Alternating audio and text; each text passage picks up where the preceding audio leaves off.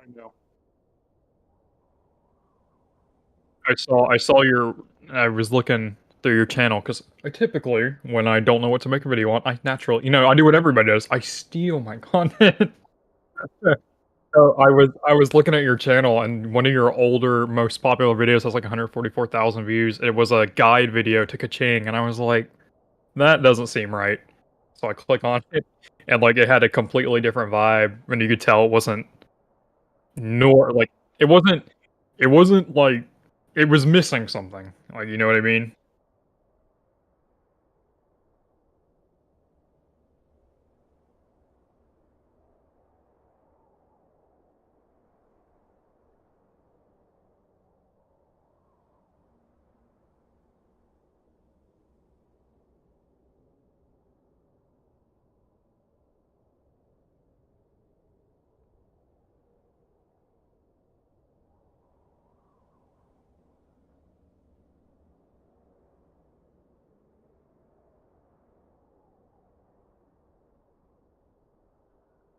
Okay.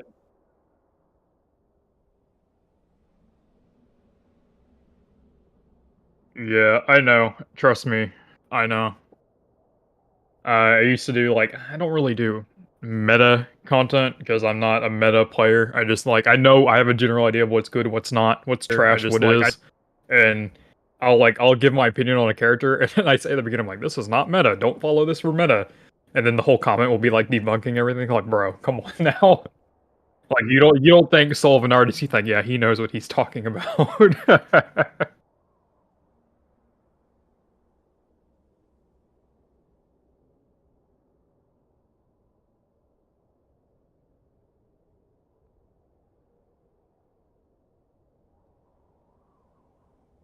Yeah.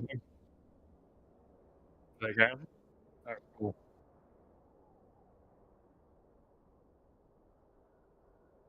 Oh, you're live now, so do you want me to, like fuck it, I'll announce that I'm live with you.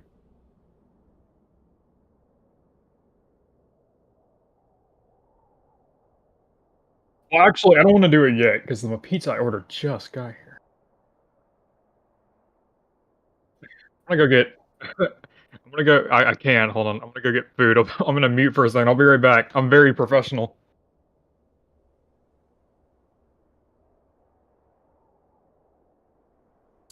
All right, welcome everybody. As you guys can see, I have a special guest. You guys already figured out who the super secret special guest is. We have Soul here. We're going to be talking about quite a number of things. And surprise, believe it or not, you guys probably don't believe it, but I'm just going to say it anyways. Neither of us have actually seen the Sumeru teaser number 2 yet. We haven't seen it. You know what? Actually, I can prove it to you by doing this because look at that. Look at that. Haven't seen it yet, okay? So, oh my god. Oh, I forgot about YouTube having that feature. Okay. We haven't seen it. We're going to be reacting to that. I'm kind of doing an interview here with Soul as well. We're going to be kind of picking his brains a little bit, talking about recent events. I think we want to touch on Akron quitting the game as well. Akron has been a shining star in the Genshin community. If you guys know him, you know him. If you guys don't know him, you guys could, quickly check him out. I mean, it wasn't a secret that the guy has been struggling with content and passion for Genshin for a while now. You can see him slowly, like, actually burning out. It's not, I'm not going to say it's sad to see. It's just that it's expected for somebody who made content around fun. Like, you can see the content. He was like, he didn't care about meta, lore, any of that sort. He was just making fun and interesting concepts. So it was due time for Akron, Mr. Akron, to put some respect on that name. Okay, so Picklet, it says super secret stream. Is this just clickbait? No, it's not. As you can see, this is not when I usually stream. If you can catch this stream, you catch this stream. If you can't catch this stream, better luck next time, because tonight I do have to be somewhere, so unfortunately I can't stick to my normal 7 to 9 stream schedule. We do have Soul here as well. As you guys see, we were talking about content creation here. We're going to be talking about the new teaser for sure. We're going to be talking about some of the topics that Soul has been touching base on, right? Just general community stuff. Because I don't think anybody wants me to sit here and talk about the Golden Archipelago for 2 hours. That's an adventure all in of itself. You guys probably have been spending times in your days to experience that and to go on separate adventures of your own, be it fun or otherwise.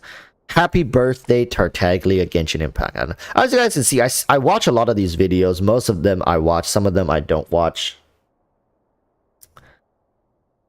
Shukai says, just here to drop a support high and dip back to ZZ. Shukai, thank you so much. Yeah. So... Okay. Kenoji says, I'm glad there's a lot of content with the Archipelago. So how do you say that word? Archipelago?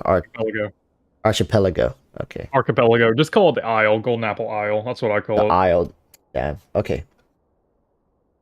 Anyways, I was just showing chat here because I'm sure people are gonna be like, "Oh my god, you're just pretending like you didn't watch the teaser. There's no way you didn't watch." I actually didn't watch it. Look at this. Like, you guys see the red bars? There are things. Like there are things that I watched. Ago. What? I didn't even know it came out.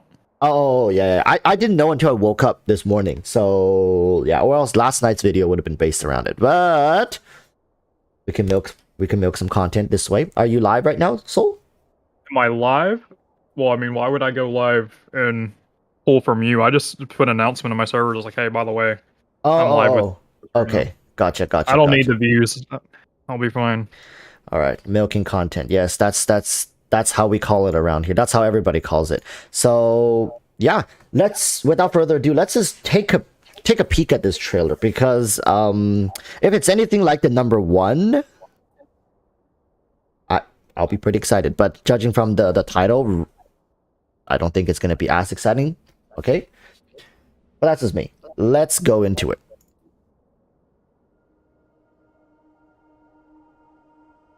Well, you watch that. I'm gonna do some real quick.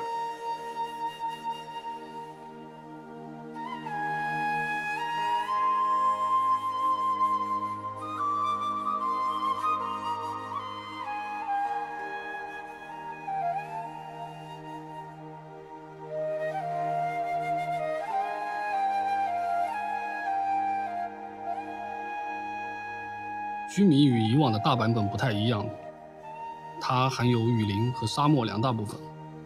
在设计过程中要注意的地方非常多，主要体现的是当地特色、核心主题以及幻想处理这三部分。雨林部分的风貌给人的感受就是山峦连绵的感觉，区别于里约的柱状形式、道气的横切硬朗。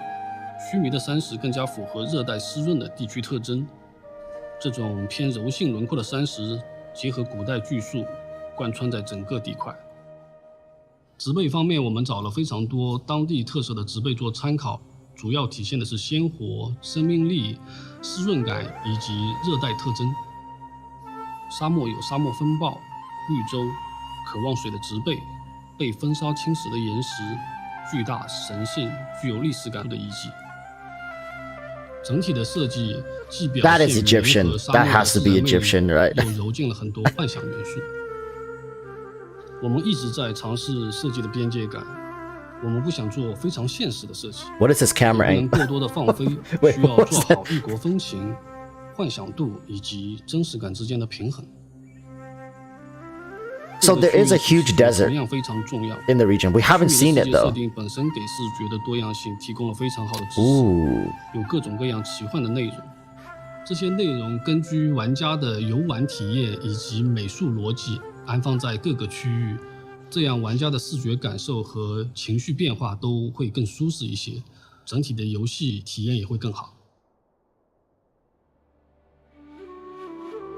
玩家初到这片奇幻森林，会发现一座建立在巨树上的城市。在这片被草神护佑着的国度，你会遇见一群可爱的小精灵。小精灵可是只有小朋友才可以发现它们哦，需要你帮他们解决一系列隐藏在森林深处的危机，才可以获得他们的信任。This lady's just jumping back and forth between my left and right. 未知区域有长满参天巨树且常年下雨的森林，有因为未知原因导致衰败的森林，也有巨大的伞状发光植物形成的特殊生态区域。在另一片森林中，你还会发现一个巨大的机器人残骸依靠在山体崖壁之间。在这些奇幻森林的背后，似乎正在被一股神秘的力量侵蚀着。从须弥城向西望去，可以隐约看到须弥的沙漠区域。在这里，你会发现颠倒浮空的神秘遗迹和冲破天际的龙卷风。在看似一望无际的沙漠下面，同样隐藏着非常多的探索区域。沙漠深处也有一个巨大的机器人，那这个机器人和森林的机器人又有什么关系呢？森林的神秘力量又来自哪里呢？就请旅行者去探索发现真相吧。Okay. All right. There's a couple things we can touch up on that. So, Soul, are you here? Did you get to take a look at it?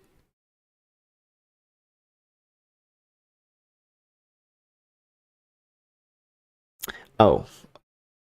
Yeah, so with the new region, let's just go back here a little bit. I mean, what let's hear what you think about the new region. Now they've shown us the dendro reaction. Now they've shown us the landscape and whatnot.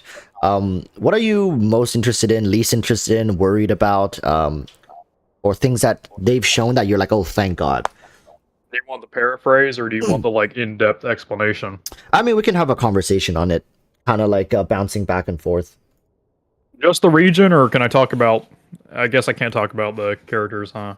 Region-wise, I'm excited that we're gonna get something new to explore. I'm always excited for that. But with how the Isles are currently and how they're trying to be unique with the puzzles.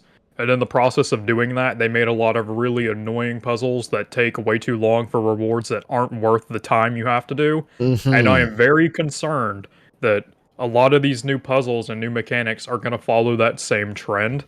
And that's my biggest fear right now. But I don't like desert aesthetics at all. It's never been something I liked. I don't like more Egyptian desert aesthetics. They made this look good, so I'm excited for that. Right. So going back a little bit, let's touch on the whole puzzle thing, right? Like I think we were memeing, I think, about like 3 weeks ago, saying Sumeru is going to require like 150 plus IQ just to play in the region. And that was a joke, obviously, but looking at the puzzles that they've thrown into the archipelago, and then also Sumeru, the Archon here is to be known as the land. The land is known as the land of knowledge, I believe, and then the Archon is the Archon of wisdom. So, you know, it's to be expected that the region is going to be big-brained in some way. And do you fear, or not fear, but do you worry that the puzzles are just going to become artificially inflated to take up more game time? I guess that's your concern right now, right? It's artificial. It's not, and the rewards don't balance out. It's not like you spent 2 hours figuring out this puzzle and the rewards are reflecting of the 2 hours you spent. Dude, that's exactly what I'm saying. Like, it's already happening now. Like the Isle, that's what I'm saying. Like the current Isles that exist now, like for example, there's that like time trial on Mona's Island, and it's the one I always go to because it's like the most blatant one, and it's a time trial where you have 3 minutes to do it, and you need to cross map. You need to go across the whole map, climb up a mountain, and your reward is 2 Primo Gems. That same puzzle on like Inazuma would do like 40 seconds, go from here to here, and it's like half the distance, and you get 5 Primo Gems for it. And I'm worried that Sumeru is going to take this trend and like stretch it out even more because people complain that there's no content, and I guess Mihoyo's idea of giving us more content is to take what little content we have and kind of stretch it out a little bit more. So it's the same amount of content, same amount of chests, but you have to do twice as much work to get it. Which, I mean, technically, yeah, it gives you something else to do, but, like, it's not fun. Right, and I think You know what I mean? with this we can open up a conversation as well, because I've been discussing that. I'm sure you've heard me talk about this. Is that a lot of people are saying we need more content, and they don't even need to be tied to any rewards. There are people saying, I'm sure you've even heard, like, oh, just give us something to do. We would do anything, even if it was like no rewards. So just imagine, let's say a scenario where like Abyss 13 comes out and there's 0 rewards for clearing it, like 0, nothing, no leaderboard, no anything, just knowing the fact that you cleared it, no primo gems. They don't even give you the primos, and people say, oh, we'll do it. But I honestly disagree with that. I feel like most players, if not the vast majority of players, are motivation driven. We would love to do something as long as there are something we're getting back in return, be it, a shiny badge, an achievement, primo gems, anything, right? So do you agree with these players, or do you disagree that we can do things without middle rewards? of the road. So for, like, you said, like a 13th floor of the Abyss, like, dude, no, if they added that, people would be all over that, even if it gave you nothing, because it's just a dick measuring contest. Like, oh yeah, dude, I beat floor 13th of the Abyss. I am better than you. But, like, for other content, like, for example, you can be like, oh, well, there's no rewards, but if there's no rewards, you have no incentive to go. It's why places like Dragonspine, like, nobody ever goes back, because there's no reason to. You get nothing for going there. It's content, it's there. You can go do it all you want, but, like, if you have no reason, then why would you do it? Right. But Abyss, your reason, like, hard content is, I consider that content because your reason for doing it is the prestige of having it done. Even if you get nothing, you get the bragging rights, and that alone is enough for people to be like, yeah. But wouldn't that just work in its initial release? Once you've done it once, twice, it really starts to become redundant to keep going back. And whereas right now people keep asking for repetitive content. And again, the thing with Sumeru, which we want to tie up to Sumeru, is that all these puzzles, whether it be like the most mind-bendingly insane puzzle, whatever, you do it once, it's over, gone. So this content is not permanent. There's no loop. This is the thing, right? This is a conversation as well. Looped content helps people kind of grind their hours away on a daily basis.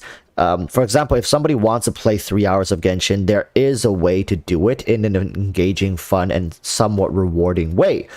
Not saying that there is right now, but if there were, there is, harass people co-op. That's what I do.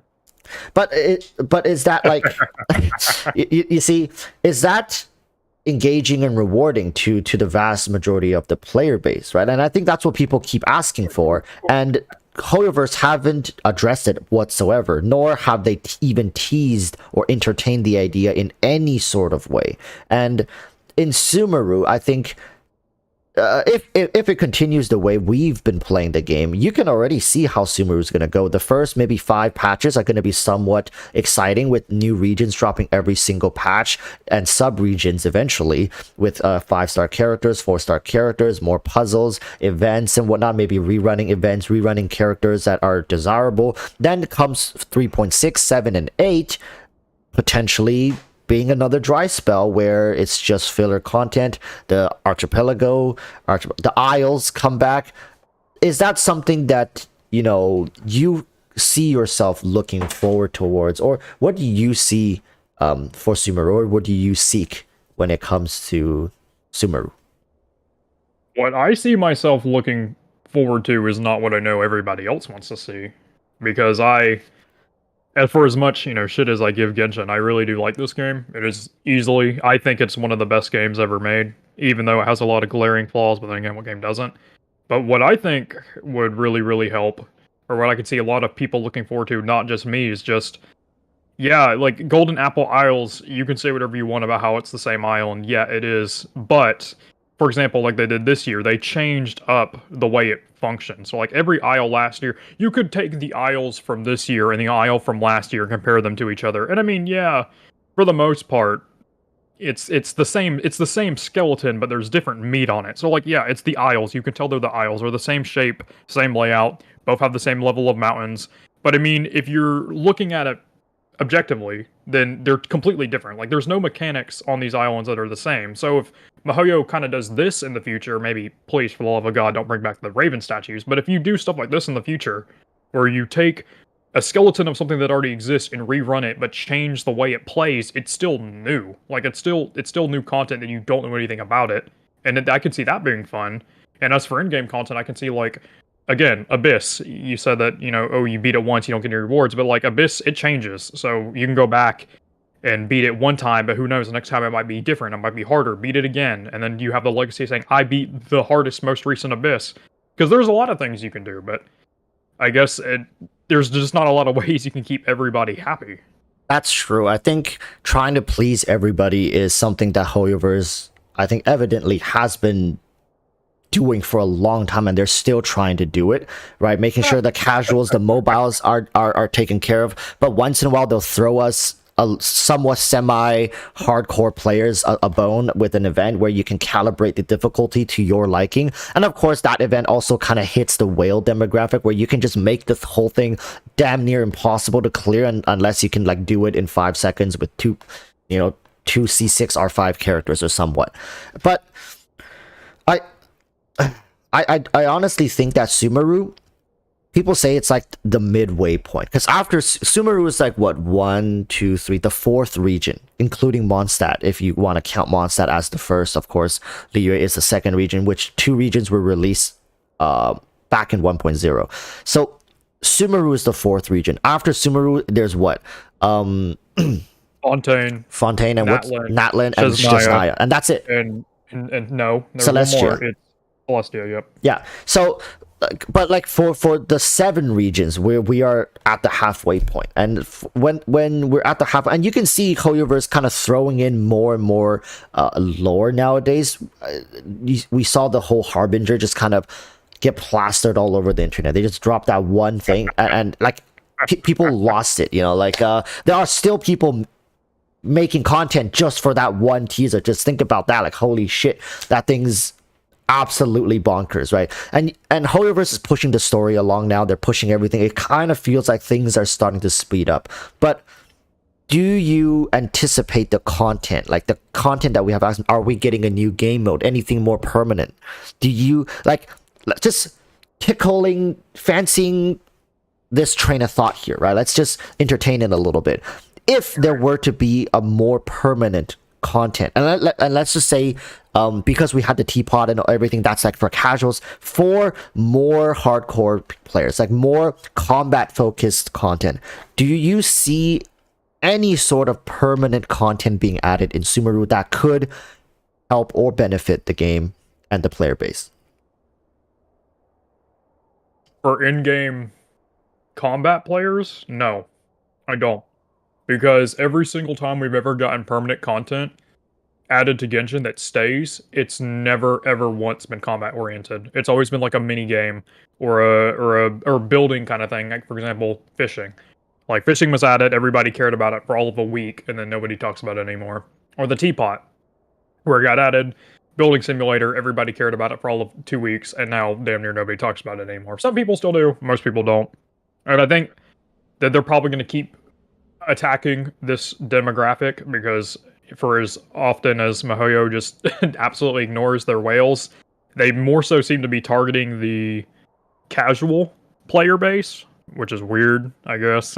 But maybe the casuals do drop like Welkin Moons and BPs and stuff and whatnot, right? Like, yeah, but like, it's a gacha game, and well, I mean, you can say whatever you want about it, but like, as a gacha game, one whale is worth like 800, 900 just low spender casual players, because they give you so much money. Like, you can be like, oh well, you lose the advertisement, but like, there's not even a guaranteed chance that that person is gonna talk about it. Like, if you play Genshin super casually to the point where like you consider doing fishing, like, you don't play it enough to like go online and talk about it. You know what I mean? As compared to, I don't know, a whale who would spend $5,000, $6,000, $7,000. I mean, you're talking the other day about people in China, they'd drop thousands and thousands of dollars on trivial bullcrap just because they can. Yeah, and So, I guess one way to kind of just say it is like the really big spenders, they're hopelessly addicted, and money to them doesn't mean anything. So Hoyoverse doesn't really need to try anything to keep them because they know they will spend regardless.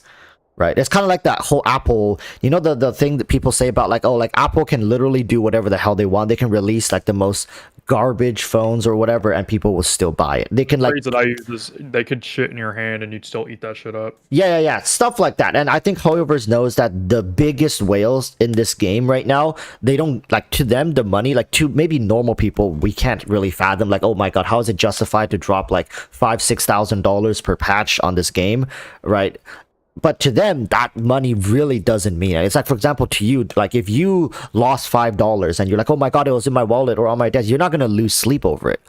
Right. But to them, maybe that $5,000 just feels like to us what $5 would feel like. And maybe to people watching in chat, maybe think of even lower, like 5 cents.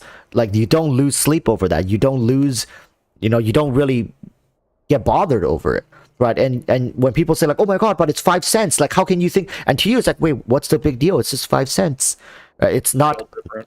It's different. Like, but if we scale it down like this, maybe it helps us understand what it feels like to be one of those whales when they drop $5,000 on it, but it just really doesn't even tickle their bank account at all.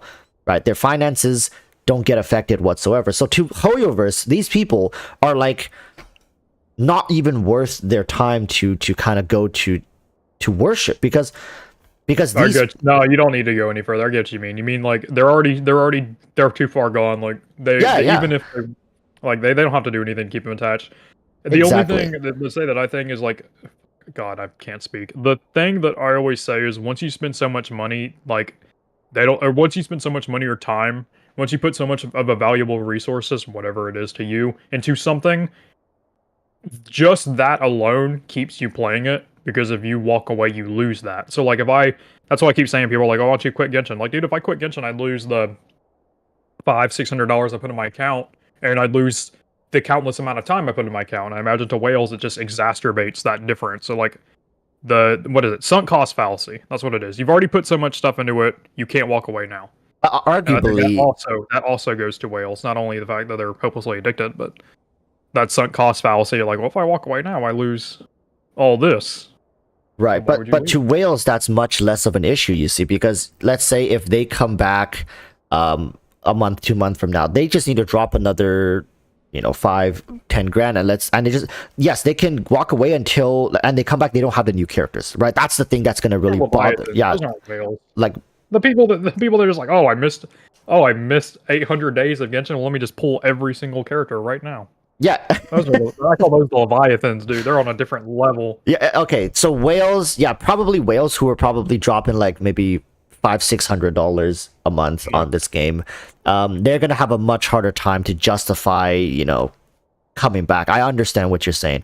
And I think in a way the whales are the ones that are really shafted here by Hoyoverse, is that, like, for example, myself, like, here's a great example, right? Let's go take a look at my account as an example, and people.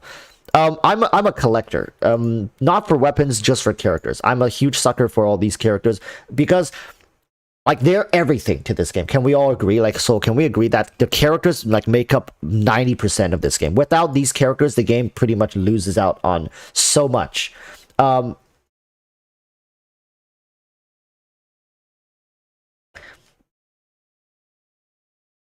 Yeah. And making sure I have access to every, like, at the very least, every single possible team combination accessible at my fingertips. Not to make content. Like, when was the last time you guys seen me make, like, you know, actual combat-based content or meta-based content? But just having that as a way to play the game is important for me. And I'm sure most people who whale in the game can say the same thing. It's like, oh, I have a lot of the characters, or I have most of the characters because I find them fun.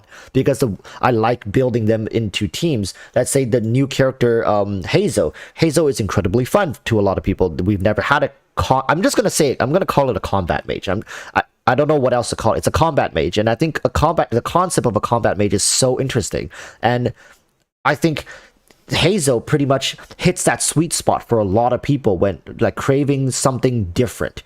And having him is going to be incredibly valuable because he's an emo. He can use the Viridescent set, meaning that he now has access to all the elemental based teams that you can like wrap your brain around. Like you can throw him with Beidou, you can throw him with Xingqiu, you can throw him with like any elemental character. That's incredibly valuable. And I played my game like this. And if I were to miss a single patch, 4 stars probably much easier because you can just get them randomly, and it's not like I'm building every single 4-star. But if I miss a 5-star, that is going to be very detrimental to what I've been building up here for, like, to Soulspoint. That's the sunk cost fallacy. I cannot afford to stop playing for a month, or at the very least I have to come, spend the money, pull the character, and then dip. And to Hoyoverse, that's all they probably would need anyways. Like, oh, you don't have to play the game. I have a problem.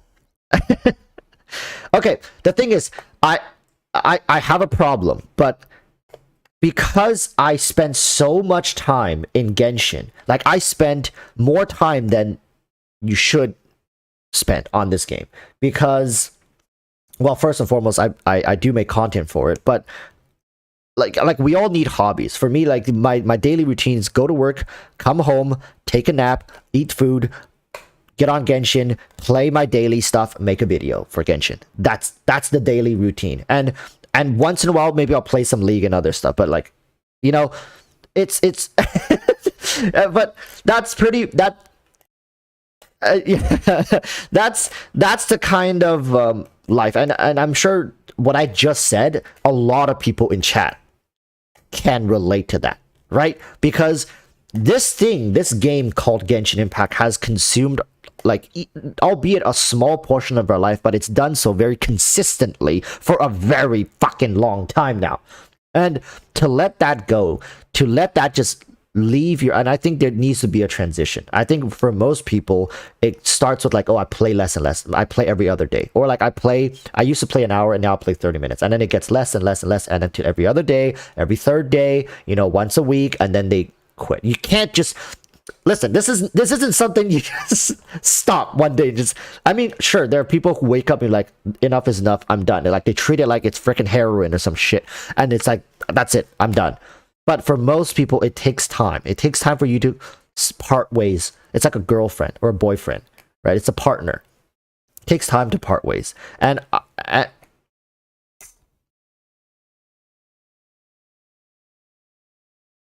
no, it's okay. Wait. Really? Stream on my phone, Oh, trying to make okay. sure my mic is right and I can't hear myself. Okay. Oh my god. Oh my god. Oh, nice.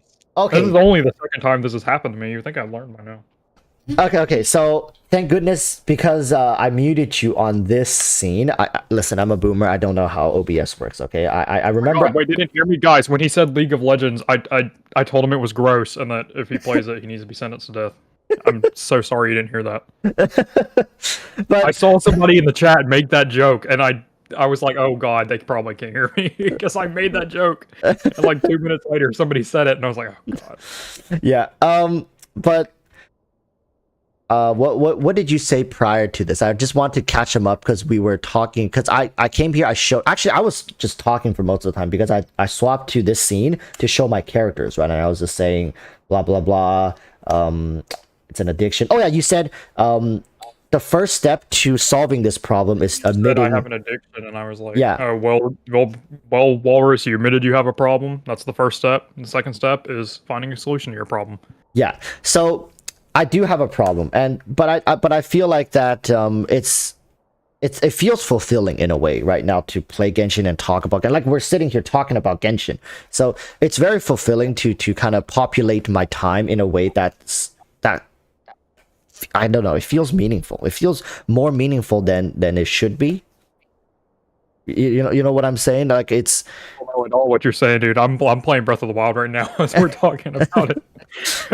Yeah, but okay, so to tie things back a little bit, well, I guess since we're on this topic, we can touch on Akron. here because as we're talking about people who have put down the game, who have moved on from the game. I mean, there's great examples in the past as well. There's what's his name? Dude, I have some. Zeal's Ambition, he left. Oh, yeah, Damone Kim, he left. God, legends, all of them. Please come back. Jin Jinx and Tuner, please come back. I miss you.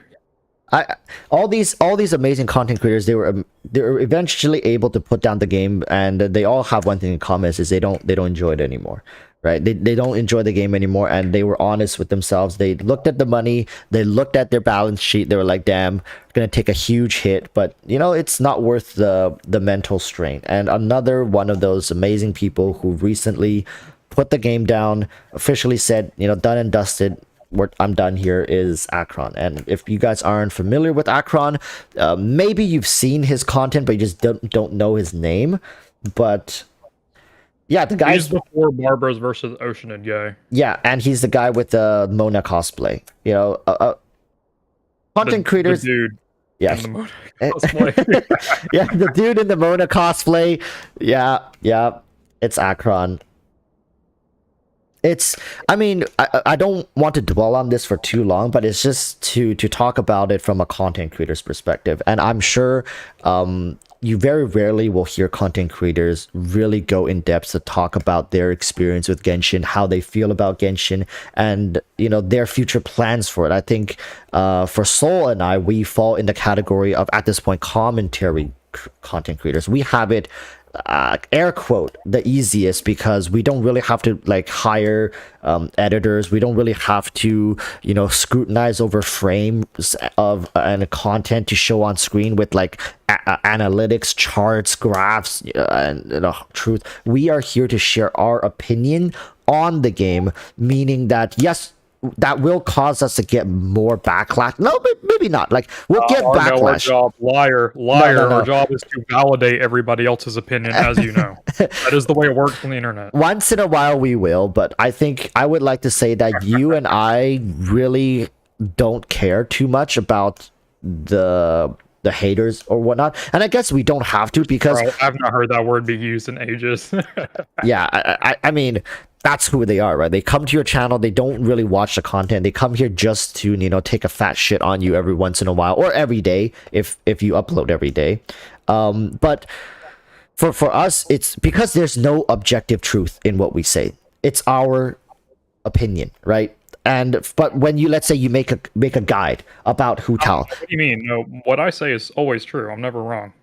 Twitter taught me that.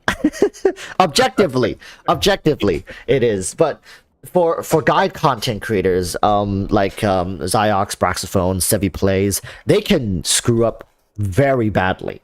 Like, imagine dropping a Hazel guide and then you get his numbers wrong. Oh boy, and those numbers are publicly online for everyone to see, like charts and whatnot. You are in a world of pain. Like, that video potentially should get taken down and redone, right? Re-record that section, the audio, re-export it, and re-upload it. Like, just imagine the amount of stress. Like, Soul, can you imagine yourself having to scrutinize over every small detail of information you put out in like a 15-minute video, and then having people like tens of thousands scrutinize over it as well? Yeah, I do, because my professional study is drafting architecturally, so if I screw up okay, I guess you understand it outside the context of Genshin. I guess me too, because I'm a real estate agent and I draft up people's... The difference is I'll get sued. I'd much rather get harassment from people I don't know than get sued, man. That's true. Okay, I've been working in the industry for real estate for a long time, and I've never gotten sued, but I remember how scary it was when I first started, and knowing that you're drafting up like a $3 million contract, purchase and sale contract for somebody, and if you mess up a clause or a term, or you like messed up a date, and then, for example, if you write the date wrong and then your client is forced to close like a month early, guess what happens to all the losses occurred due to that month early closing date? Well, it's scary stuff. I know what you mean. Do you work for like a company, or do you work for like yourself? I work for a brokerage. So basically, we're real estate agents. Better that way. Yeah, it's easier that way. It's much better. Like, you can be a freelancer, but like if you mess up that, then you have no like Oh yeah, I call there's them meat like shields. we got insurance. We got insurance. So like, and I've never had to use it. Thankfully, never ever had to use that shit. And nowadays it comes as second nature, and I don't really think about it too much. But I understand what you mean. Comments on the internet with people scrutinizing a fictional character's damage charts is never going to be nearly as daunting as potential jail time or like tens, or if not hundreds, if not millions, of dollars worth of damages in lawsuits. But I can't just tell the guy who donated the tons and tons of materials used to build the building I designed, just like, I'll steal you, bro. Don't know what to say. yeah, oh yeah, that pillar, yeah, like I was Steal you. Don't know what to say. supposed to Took the have other. been 4 times as thick and used a different material, but and now the building collapsed. But you know, good on. You just gotta have to take the other dude. Don't know what to say. But yeah, for content creators though, for content creators like Akron, you guys could see how Genshin kind of wore him down. There's really, I remember watching a video back in the day, not back in the day, like a couple months ago. He was saying like, "Oh, I'm done with the 4 like Barbaras versus Oceanid, 4 Ambers versus the Pyro Hypostasis type of video," because it wasn't interesting to him anymore. You could see him slowly burning out from all these amazing ideas that had brought him like success. And let's be honest, people, if he wanted to continue milking that idea as a content creator, he could have done it easily with his eyes closed. It's like a format. You just get 3 other people and he has a huge community. You just get him in, record a video, edit it down, pretend like you're super excited and be like, "Oh my god, it's dying." It's so, but it's how should I put it? It's like I might get demonetized for this, but there was you have me on the stream. You're getting demonetized whether you like it or not. This is really messed up stuff. All right, I'm about to say something really messed up, but I think it serves as a great example for what content creators feel like if day in day out you're doing this stuff just for the money. All right. You have been warned. This is going to be some really graphic shit. There used to be this form of torture. Yeah, I'm with you. I'm with it. Okay, yeah, keep going. Where you get tied up, and I think a lot of people are like, "Oh my god, yes, tied me up." But what comes next, No. you're not gonna like this part very much. Okay? Is this one where, hold on, wait. Is this the one where they like tie you to the horse and just like No. they have the horses run in 2 different directions? No. That's not what content creators feel when they're forced to make content just to make money. All right, this is what it feels like. Somebody said in chat says Soul has an aura of demonetization. Yeah, that's your passive skill, bro. You can't control that shit. But for this form of torture, you get tied up in kind of like a forest, and then they plant this bamboo underneath you. Oh, I know this one. I Yeah. love this one. Yeah, and if you guys don't know, bamboos grow like what? Like a couple Sharp. inches a day. Like they grow fast. These things grow very fast. So what ends up happening is this bamboo then eventually will, get to your. You forgot a part. They sharpen. So what they do is they take like a bamboo shoot and they plant it and they sharpen the Yeah, they sharpen the tip so they top can of it. dig through And you. bamboo grows super fast as long as it has a very, very readily supply of water. So over the course of like a week, you essentially get slowly impaled by a bamboo shoot. It's great. Yeah, that's what it feels like to make content for things that you don't enjoy anymore. Like every single day you wake up, you're like, "God damn, it's another 3 inches." That's another 3 inches. But it really is a scrutinizing, and you don't see the end of it. You don't see the end of it because, like, when is enough? When is enough? Like, if you're not pulling the plug now, when are you gonna pull the plug? Are you gonna slowly wean yourself off of like 10K a month? Like, what the fuck? That's why. Yeah. That's why I have a lot of respect for these people who end up like, for people like us, we know how much money, like just looking off of their views, we know almost to the maybe the 10th or the 100th accuracy how much money these people are making, and to walk away from that is incredible. Like, it takes a lot of willpower, and it really shows that these people are more in tune with their mental well-being than they are like the financial and the what's that word? The Tectones? what? The tectones. Okay, Tectone has no choice. He got himself into debt. He cannot leave. Like this man, he has to finish what he started. Getting himself in debt, that was his choice. He did that. Yeah, but he did that knowing that there was income to support that debt, right? So he can't get out now. He made his bed. He's gonna lay in it. Yeah, he has to do at the very least until he pays it off. And now he has a house which is paid off, which I hear, or this is not true, by the way. I just heard that he's planning to pay it off in a couple of years, and we're talking like a couple $100,000 worth of debt, and he wants to pay it off in a couple of years. He doesn't feel like taking 20 years for like, you know, for maybe it's I heard this as well. He borrowed it from Miskiff and not like an actual bank.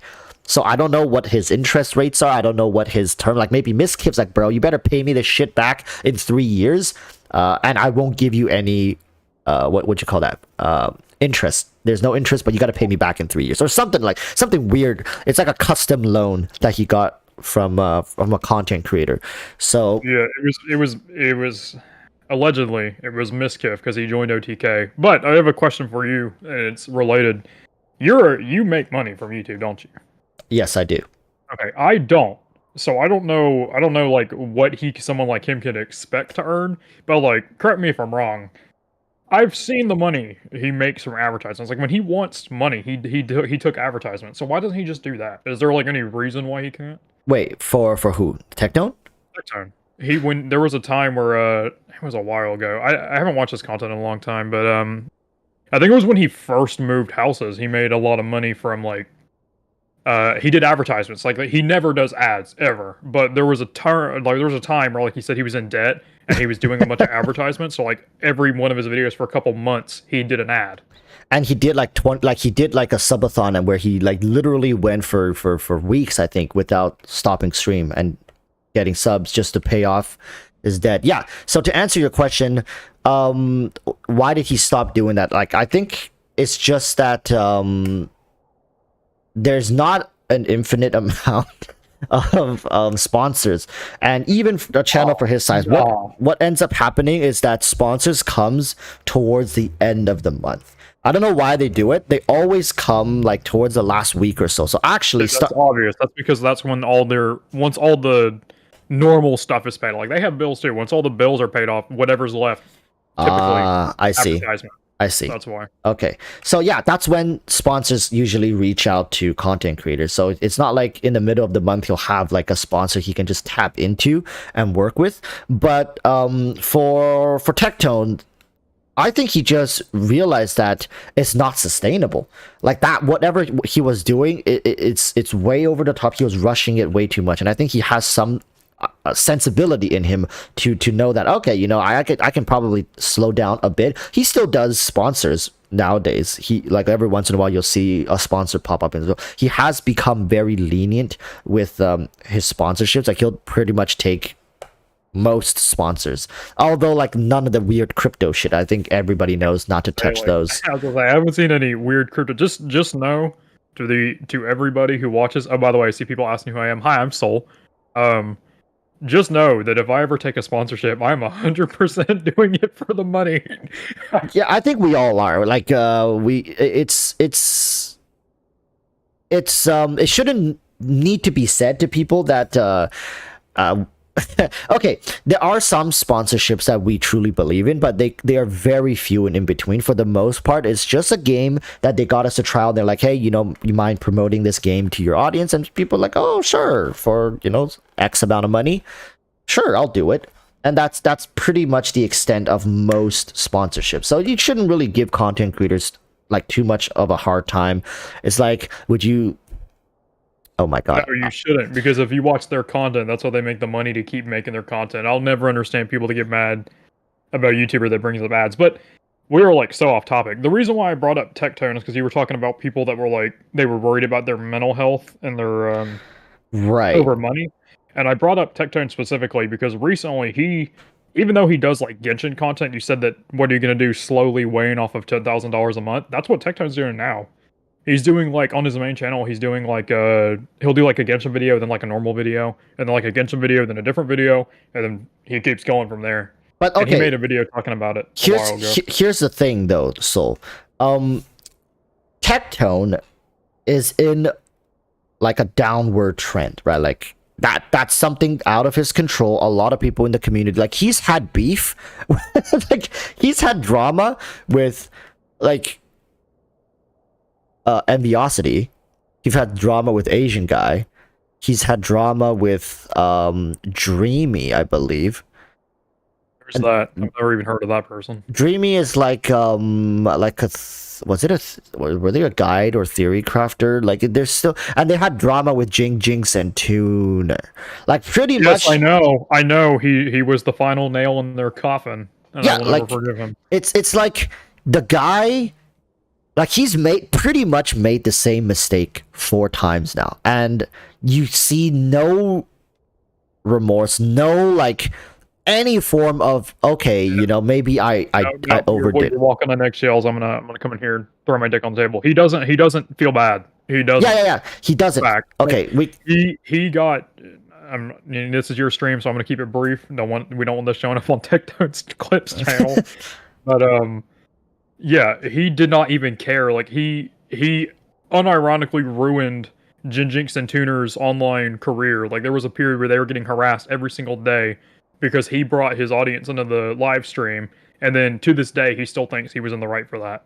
Right. And whenever somebody brings it up, he's like, because what he uses as defense for that is like, I didn't tell them to do it, and I think it was in my right to come here and talk to you. And as content creators, a lot of content creators do that. They just kind of hit people up and hop in and they start talking, right? And but he doesn't really take into. He didn't ask in advance. Yeah, like he just one day.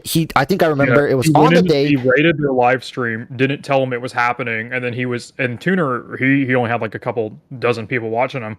So you go from having let's say what happens like. When you go from like, say you're on YouTube and like you're streaming and 6 people are watching you, then all of a sudden 800 people are there. Yeah. And they ask you to do something. What are you going to say? No? Like in a situation like that, especially for someone like, no offense to Tuner, but like, especially for someone like him, like you can't just say no. Right. And, like your inbox and is... the defense that like, well, I'm not responsible for my audience says that's such a weak defense. Cause I mean, you started that to begin with. Like if I make a video if I make a video talking about some YouTuber with 100 subscribers and say that their content is awful, and then my community goes over there and harasses that guy, I mean, like, I did that. That was me.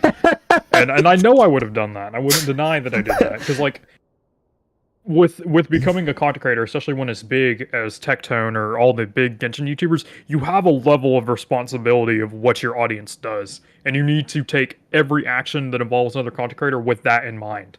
Yeah. You know what I mean? That's what he, like, I think till this day, he's failing to acknowledge that. And that's what happened. Remember, the one with, Asian guy. That was when Tectone was still associated with Goose. And what ended up happening was it wasn't really Tectone. It's actually the viewers went, I think, to Asian guy stream and saying, yo, like, Tectone's talking shit, like, Goose and Tectone are talking shit about your wife. And then Asu just, like, loaded up his shotgun and went there guns blazing, and he took the order. He just blew up. Like he didn't. No. He took the shotgun. He took his shotgun and took to Twitter. Yeah, as you do. And it's naturally. It's as you can see, like a lot of this stuff, and it was the same thing with Enviosity. It was the viewers. It's always the viewers who start to, and which means it's always the people who are watching your content who are responsible for all this drama. And if you like, okay, I don't know if this is true, correct me if I'm wrong, but I think Tectone's viewer controls him, like the ones on Twitch controls him more than he, like leads them. I think Tectone he says that. He says that all the time. Like, again, I don't watch his content recently, but every time he does like a video where it's like his face and he's like, "We need to talk," I watch those because of course I commentate. And I saw it, and like he even said at the beginning of the video, like he does whatever his Twitch chat wants him to do. Yeah, that's totally does. I mean, it's you got mods. Never mind. I forget you. Oh Never mind. Also, apparently, I'm a paid actor. That's cool. Actor. I mean, I would love to have you as a paid actor for. I mean, it's great content. Anyway, but yeah, I for I don't even know how to go about this, and I don't want to end up with Do you want to know what I think we should do? what. I think we should drop the topic and move on before we accidentally start drama. Yeah, that's a good idea. That's a good I idea. know it's a good idea. I'm full of them. I'm full of them. So now that's enough talking about the content creators and stuff. And I think okay, here's something that I think we can talk about without getting harassed by other content creators, unless Soul himself decides to descend upon me. Let's talk about Soul's content. I'm gonna harass you on YouTube. Let's talk about Soul's content. So oh boy. okay. There we go. So of course I've been, keeping up to with your content and stuff, as you know, because I make sure you know with my weird comments. But yes, I know, dude. Just know no matter what you comment, it can't be worse than what I get. I got a comment on one of my videos the other day by a guy named Expert Retard, and he said, "I like water," and then he commented under his comment said, "Also, I have Alzheimer's," and then he commented under his comment and said, "I also like water," and he did that 40 times. So just know they got you beat. They got you beat. That's some juicy comment. God damn. Oh my. Okay, so here's the thing. Let's talk about the content that annoys me. Do you know that video? So are you familiar with that video? Of course I know him. He's me. Okay, so tell me a little bit about the type of content that Genshin is like.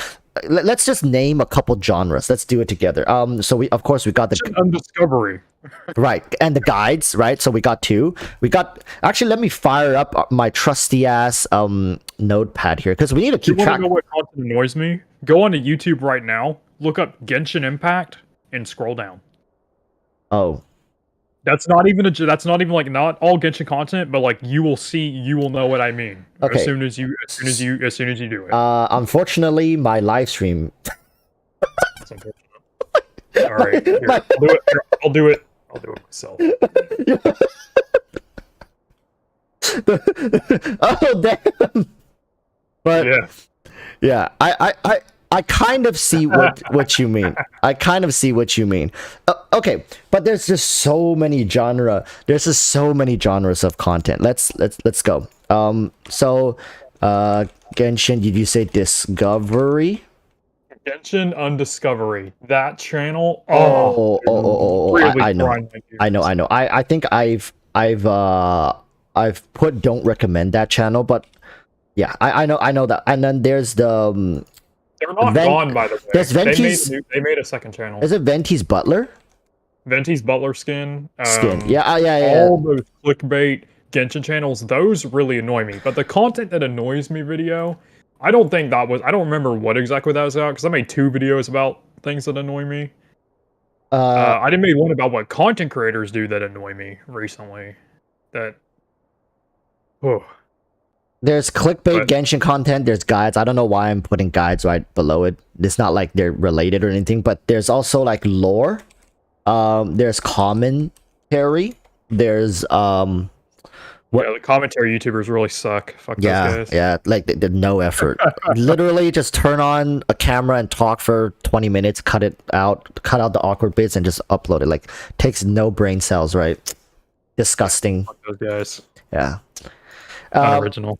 What else after commentary?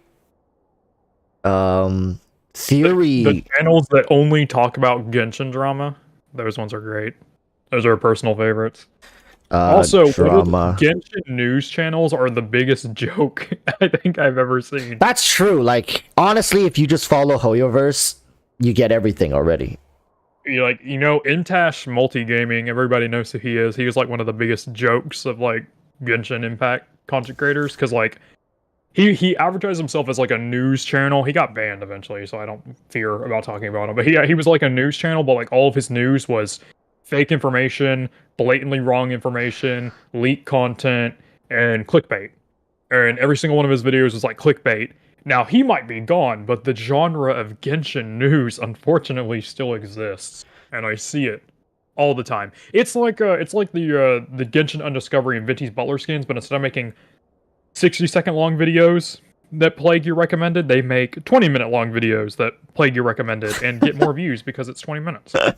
I mean, it baffles me how I think a lot of people don't know that you can click on the 3 dots and then just click don't recommend channel, and what ends up happening Not is interested in this channel, don't recommend from this content creator. Yeah, so what ended up happening is a lot of people end up just getting clickbaited next time. Like they fell for it once, and the next time they're like, oh my god, what? There's chest respawning in Inazuma, and how do you get that to happen? Let's check it out. Oh fuck, it's clickbait. Yeah, it's just it's a vicious cycle. But I think we have a couple here now. Let me show this on stream. So, chat, we have clickbait, guide, lore. Maybe we can zoom in a little bit here. Guides, lore, commentary, theory crafting, drama news, reaction, spoiler. What else do we got here? Oh boy. There's so much content in this game that annoys me, but most of it falls under those terminologies, terms. Those terms. God, why? Yeah, those terms. Like these are like the big categories that people. There's one. Fuck. Casual. Bro, who said singing? Bro, which one of you said singing? That takes talent. You're just jealous. So, the casual content, like I would say Twanto's type of content falls like under casual content. It's just whatever, right? Anything goes. There's no cosplay isn't an entire, there's nobody who builds their entire Genshin channel off of cosplaying. That's a cap. It's not possible. I've tried. That's a cap. No, it is. It is. I didn't say it'd be good content, but it is. There was a Genshin YouTuber I was subscribed to very early on, and they did cosplays for the characters and stuff like that. And it was like they would like build the entire set and their entire costume, and they would record the process of doing it, and it was so cool. Okay, there we go. Unfortunately, their channel got deleted. Wait, why? I don't remember. I think I do remember. I think it was because they got flagged for sexual content multiple times. Oh, that's gonna do it. You see, that's why like chat keeps trying to get me to do Kachin cosplays. I'm just like, why? No, bro, No, sure. Really? That's the reason. Really? I'm gonna get flagged. I'm gonna like it's not gonna be flattering. Of course, if you guys know who Sneaky is from League of Legends, come on, guys, come on. Stop the cap. I don't Stop the cap. Come on. You guys know who Sneaky is. You guys know who Sneaky is. If I were to look even like 1/10 the level Sneaky could look, you think I wouldn't be smart enough to capitalize on that? Right? I don't. Okay, so stop asking for it. I'm not trying to dox myself, but I could totally pull off a Venti cosplay. You see how quiet it got in here? Yeah. Remember?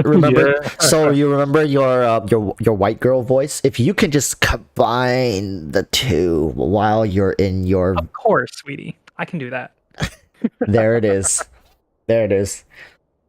That's like if Soul ever one day just uploads like, oh, I did a Ningguang cosplay. You guys know he's reached pit like the bottom.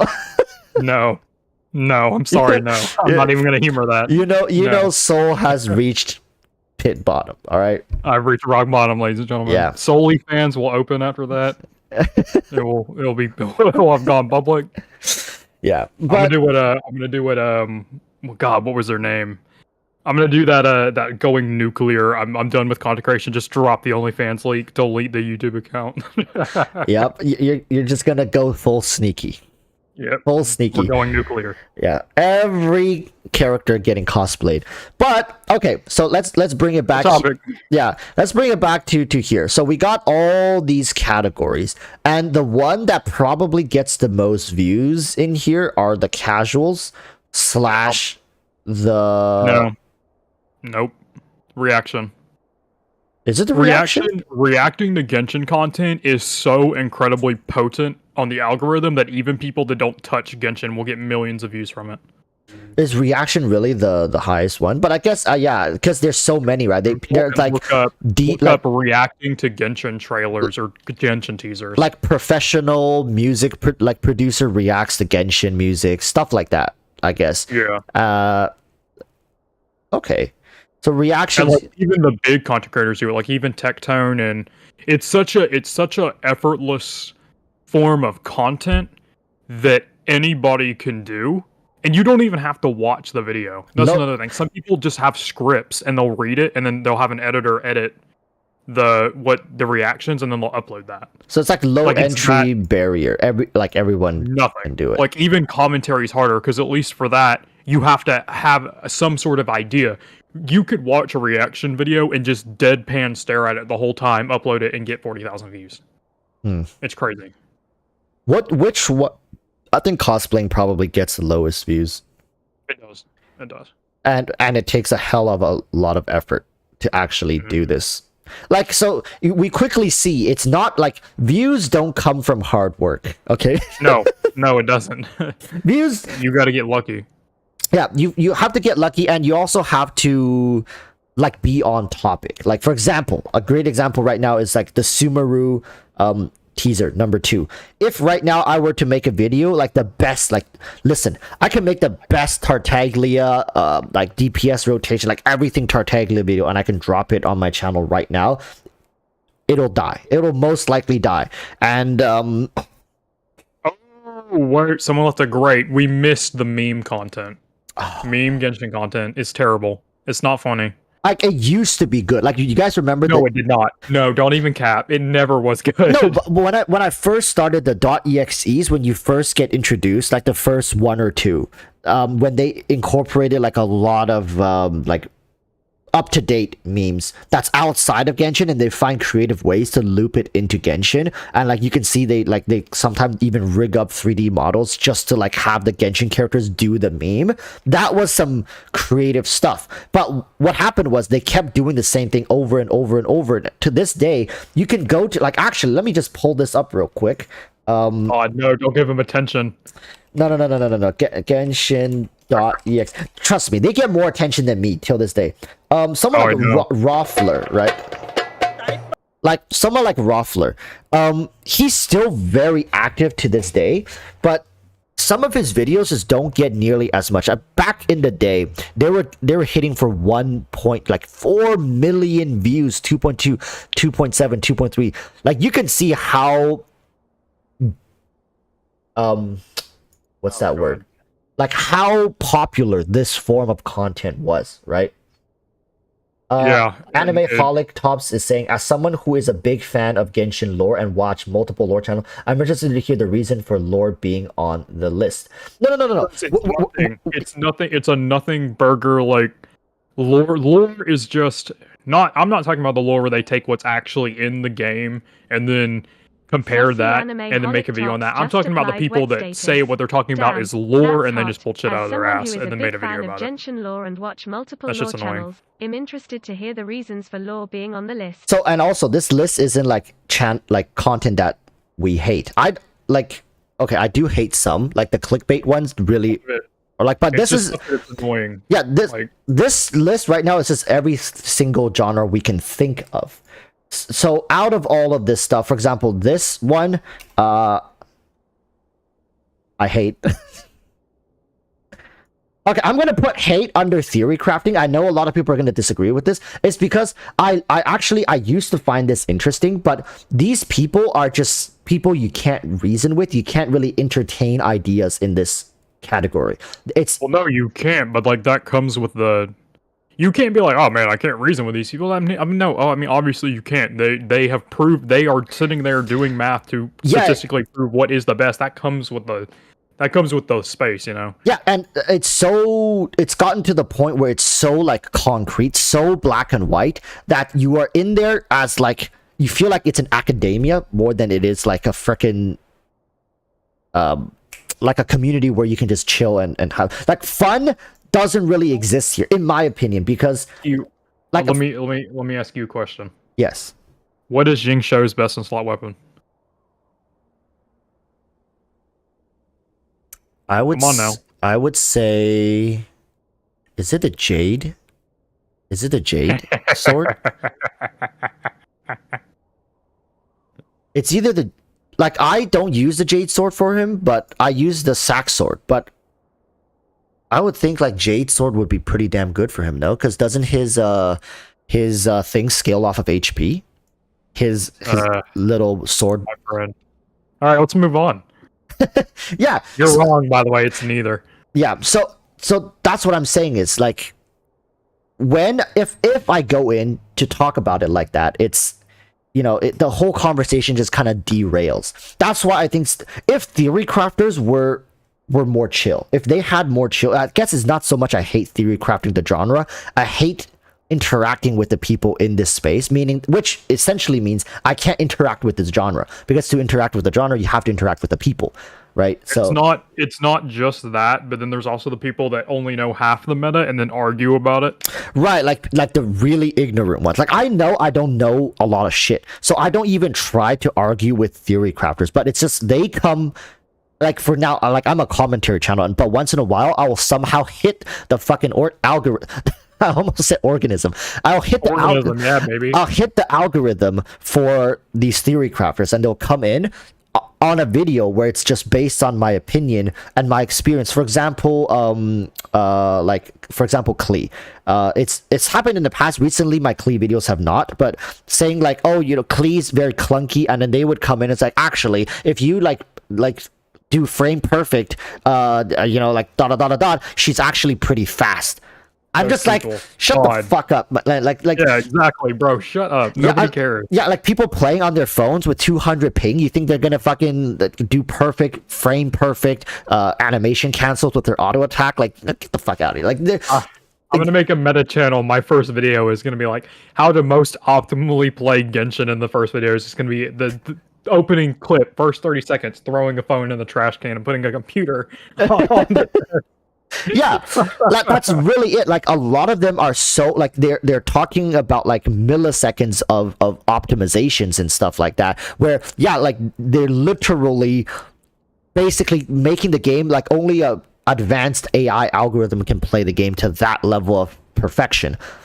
And I know there are some channels that add deviations, and it's important for humans to have deviations, right? Okay, like in this window, you just need to do like X, Y, and Z, like it'll be fine, right? But for people to take that, and I know it's not the real theory crafters, it's just the people who consume this content. They fucking take one piece of information and then now they copy and paste that shit everywhere, like it's straight out of a verse from the fucking Bible, and they're just like, this is gospel. Like, we need to like follow this to the dot, when they only really read the first introduction paragraph to the entire thesis, and that's what they're basing their entire belief on, and they go out and harass people. Like, there's a whole slew of issues with the theory crafting community, not theory crafters, the ones who put out the data, right? I disagree. I think it's every theory crafting is like it just attracts the wrong crowd. So like, that's true. You get, so there's several people. There's like the really snobby know-it-alls that have they're rightfully snobby, but that doesn't make it any less annoying to me, that know everything and they know what is and is not the best. And then, but like, they get to the point where like they've had the argument so many times they don't talk about it anymore, so they just seem like assholes to everybody. And then there's the people that consume that content that think they know everything, and then when somebody comes up, like, and then there's not only that, like, the information eventually goes out of date, so they might have watched the video 6 months ago. Oh my god, yes. At the time, and then it's wrong now. So, like, for example, the reason why I said the Jing Shou thing earlier, a lot of people think it's Jade Cutter or Sack Sword is his best, but like, if you're doing it in terms of like fastest clear times, best weapon, DPS, not damage per screenshot, it's Fav Sword. But people have the information from like Tectone and what's his name, Jinx and Tuner, that's like 2 years old, a year old, but it has become such concrete information that now everybody's like, oh, it's Sack Sword, and if you think it's not, you're wrong. And then there's like the people that don't watch it, and they're like on the low bar, like they say they don't care about meta, and by that I mean they may know not meta character, so they don't care because their character's not meta, just saying. And they will get mad at everybody who plays meta, being like, bro, just play for the characters you like. and it just keeps. Don't get me started on that as well. Like holy shit, coagulate in the. Like both end of the spectrum is terrible to deal with. Like the people and then the best part is they'll be like, oh bro, oh my god, and then there's the people that like kind of sort of follow the meta, and then for some reason like the meta player's got this really toxic label, but I've never seen a meta player tell you not to pull a character because they aren't meta, but I have seen a lot of free-to-play players say, why would you pull for the meta character? Pull for the character you want, like, bro. Like I've seen people leave like a 3-paragraph like thing detailing their entire account, like asking for specific advice, and like there will be people be like, "Lol, dude, just chill. Don't take the game so seriously. Pull for who you like." Like, come on, dude. The guy took the time, wrote an entire fucking essay with an introduction, body, and a conclusion, and your best response to their inquiry is pull for who you. You think the guy has never heard of the advice, pull for who you like? Or you maybe take a second to think that maybe he likes all of the options he's listing in his. And then here's my favorite part when people are like, just play for fun. Like, suck my balls. What if I like doing high damage? What if that's my idea of fun, bro? Yeah. Like, really? Like, what if that's my form of fun? What if I like to see big number? That's my idea of fun. But because that's not what you think is fun, my opinion is invalid. Okay. Like, both end of the spectrum, like that's why I was saying, like, both end of the spectrum becomes so difficult to deal with, because these people are fully passionate about the things they're saying. They're honestly, like, the people, I don't think people are going out of their ways, like, oh, pull for who you like, just to troll people. But I think these people really think, like, oh, that's how you should do it. But it's such a blanket statement nowadays to just throw that out there. It's like, yes, in the context, like the grand context of your entire Genshin experience, you should primarily focus on things and tasks that are fun. You don't like puzzles? Don't force yourself to do puzzles, or just look up a guide on YouTube and be done with it, right? But if you like building meta stuff, following meta guides, and just having the best up-to-date teams to clear the abyss 36 stars every single time, then yeah, follow the meta. Like, there are content out there that is specifically built for these type of players. But for people, it's difficult to never cross-pollinate these people, right? For example, I have content that's semi-meta, so people are going to have questions, whereas some of the people who are watching likely are very casual. And when these people meet, holy shitstorm, it's like... Dude, the comment. Somebody left an amazing comment, Brem. Oh, hey, Brem. Hey, Brem. It says, meta players are so toxic, therefore I'm going to insult, discriminate against them, and form a mob to come after them. Yeah, I think in the beginning it was like a defense mechanism, but that's how evolution works. It always starts off as a fucking defense mechanism, and one day you just have spikes on your back that if somebody touches your spikes, they're gonna freaking froth at the mouth and seize for the next 30 days and die in excruciating pain. But like, it started off as people who just wanted to protect themselves. Be like, oh, don't attack me, I just want to play the game casually. But eventually it became this whole group of people who banded together, who are like going out of their way to kind of, you know, label others. Like, oh, if you somehow has to breathe Hu Tao and, you know, Xingqiu in the same sentence, you are a filthy, try-hard, toxic individual, right? It's bad, man. It's very bad. In the Genshin space, it's really just black and white. There, like, I've struggled to find the gray space in any of, like, all of these genres that I've pretty much labeled here. It is so black and white. There's also another page that neither of us have talked about. No, I'm so sorry. I keep interrupting you. Oh no, it's fine. I was done with my breath there. There's another spectrum of it. Like, I understand that people like, there's obviously black and whites to this topic, but like, I do think that if you give out blatantly wrong information on a video about meta, then you should be called out for it. Oh yeah, definitely. And like Chi Battery, like, right? You said you're like a casual meta player. Well, so am I, and I'll make videos about meta. But like, when I make those videos, the video gets muted. The video gets muted, and I do not read the comments, and in 2 days I will sort by most liked, and if it is something debunking my video, I will pin it, heart it, and then I walk away. Yeah. I ignore it after that. Yeah, because what ends up happening is I think a lot of I don't want to sound like one of those people who's like, oh, they're just jealous, but I think they're like jealousy and that comes like it plays a huge role in it, because these people are like, okay, why does this guy get to post this stuff? And like, you know, like, because they all like, listen, it doesn't matter if you have 100 views on your videos or like 1,000 views, they think you're making like fat stacks of cash off of what you're doing, and they're like, it's not fair.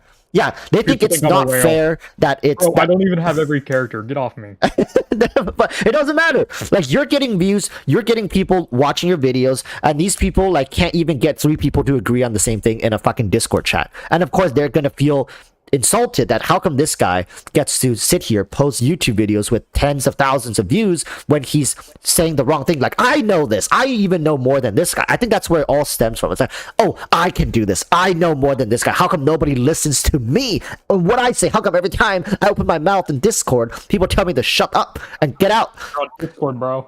That comes with the space. Yeah, it's this kind of shit. Like, that's the mentality. Most of these people, like, it stems from this, and then it just derails and gets very toxic from there on. And I like how when you curse, you kind of like lower your voice a little bit. yeah, I do, because my mic clips, so I need to make sure the curse word slips in there. Daddy YouTube here.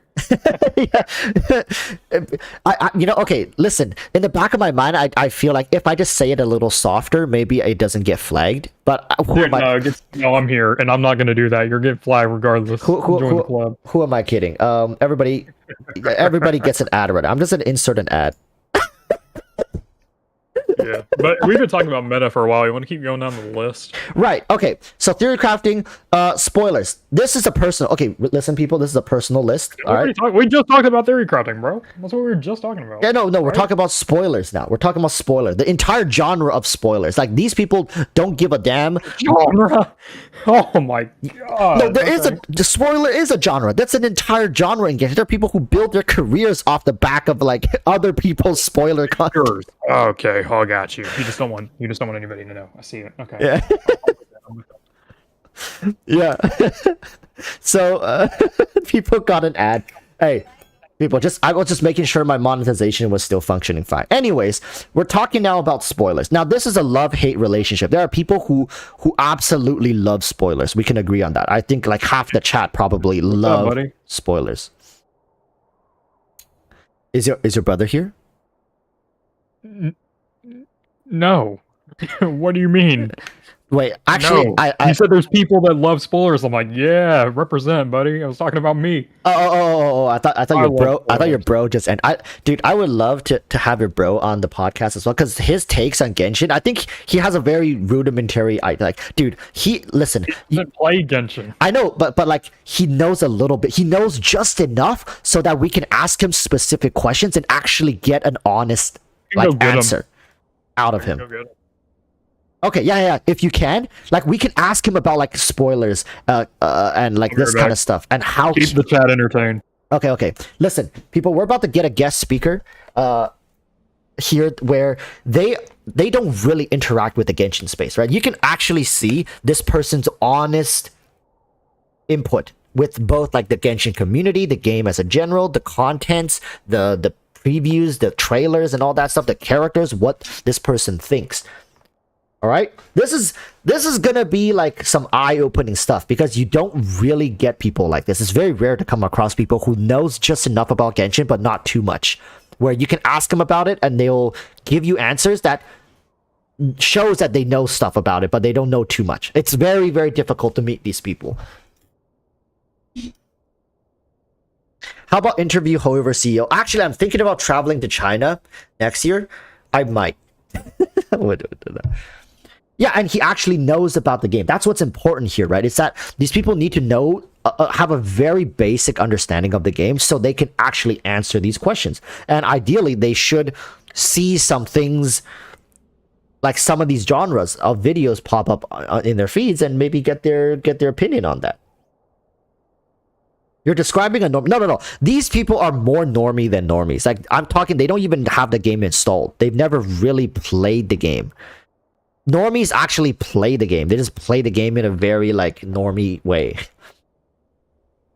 I'm talking like Soul's going to grab his brother, and his brother doesn't play the game, but because probably of Soul's influence, he knows like about the game. He knows a decent amount about the game, but he's essentially what you would call a blank slate right now. He's like a nice clean piece of paper where you can kind of ask him about anything, talk about anything when it comes to Genshin, and he'll give you an honest third-party answer.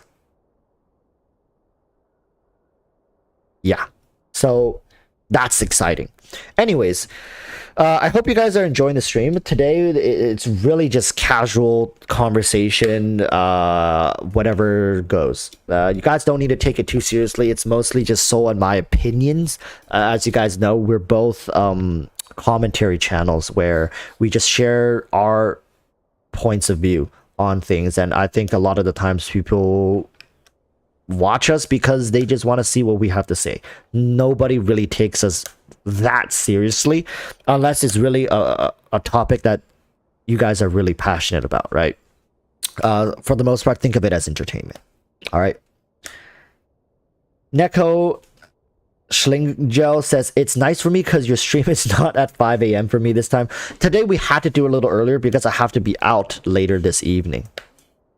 So yeah, Soul's coming back though. He's gonna go grab his brother. Hopefully his bro is chill to talk with us for maybe like 30 minutes here.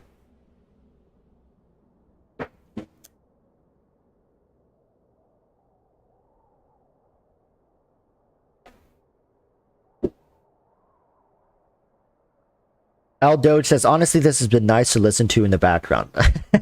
I'm glad to hear it because I base a lot of my content more for like auditorially as opposed to visually. You guys know it's not very visually stimulating to watch my my videos, and I don't plan to change that. I think nowadays I've cultivated a following where most people listen to my content either as a background, like they don't even watch it really. They listen it in the background, driving to and from work and stuff like that. So I really try to cater my content more for people who can just listen to it.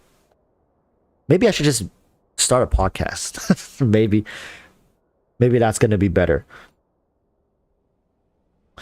But yeah, with all the topics we've talked about, no hate. Honestly, like Tectone, all these other content creators, there's really no hate here. We just talk about the things that they've already talked about. Like everything we shared with you guys about Tectone is things that he's actively shared on his channel live streams.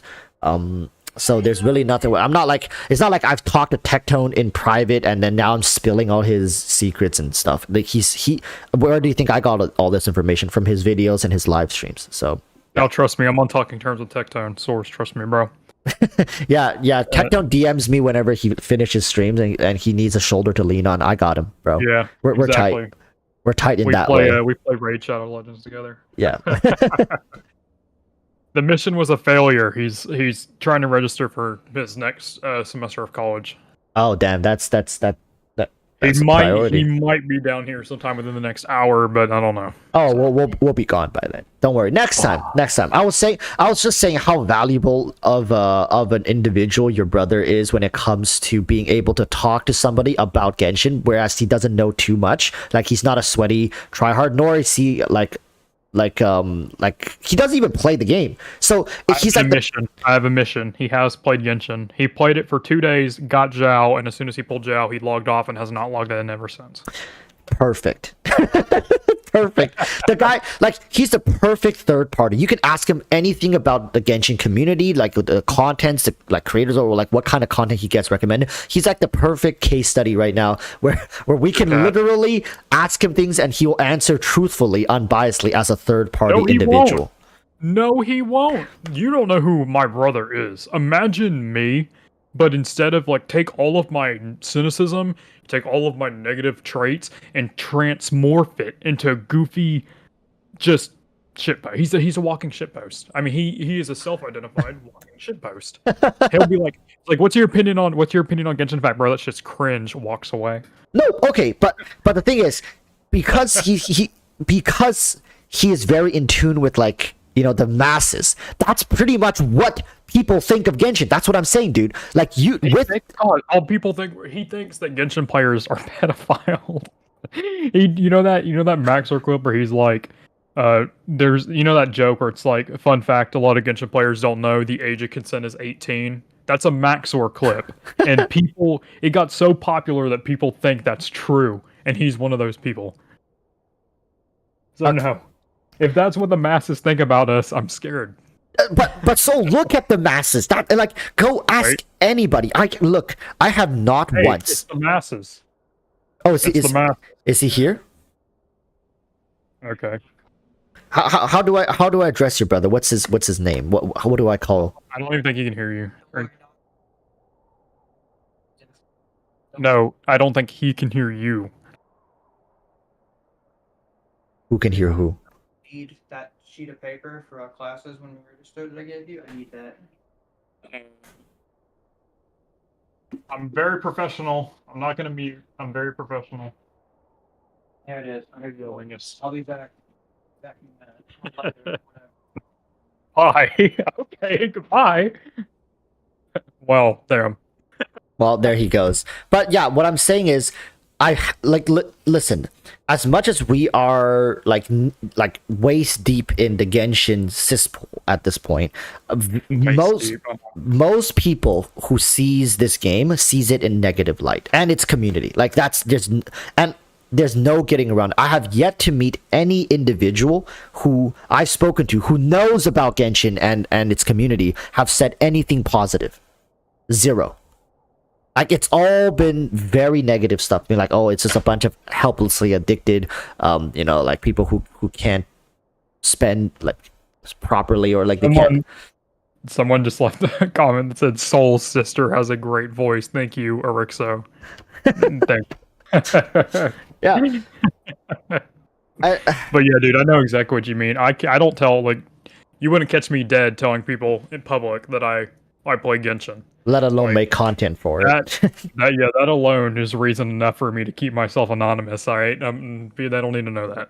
Yeah, but that's the thing, right? Like, that's why I'm saying, like, your brother is somebody who's very in tune with that side of the fence, because we're on this side, he's on that side, and it's great to be able to see, like, actually get one of these people. It's like, okay, why do you think that? Like, why? Like, what did you get in contact with, or what led you to that conclusion? I'll tell you why. I don't need somebody else to tell me why. It's because when something becomes reaches a certain metric of popularity, it just becomes fun to hate on it. So like League of Legends, Fortnite, Genshin, like once you reach a certain level of popularity, it just becomes fun to hate it. That's why.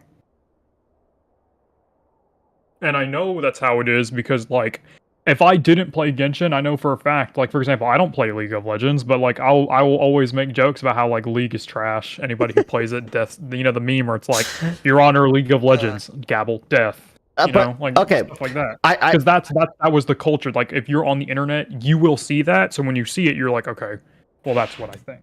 Everybody has something like that. Everybody has that one popular thing that they don't play and they trash on it just because it's popular.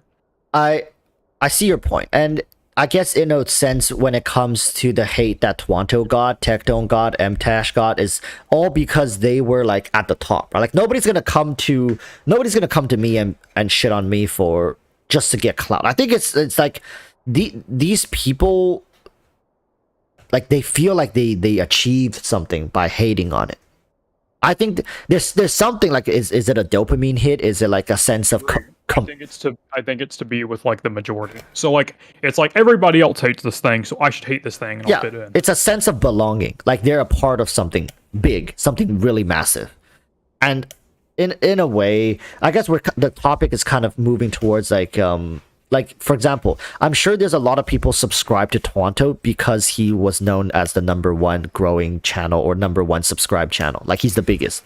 Just like how it was for Mtash, how it was for Ziox. Like there are people who subscribed or watch Ziox's video based on other people saying Ziox is the best, he makes the best guide content, and then this guy's like, oh, okay, I'll just go check out Ziox. Okay, subscribed.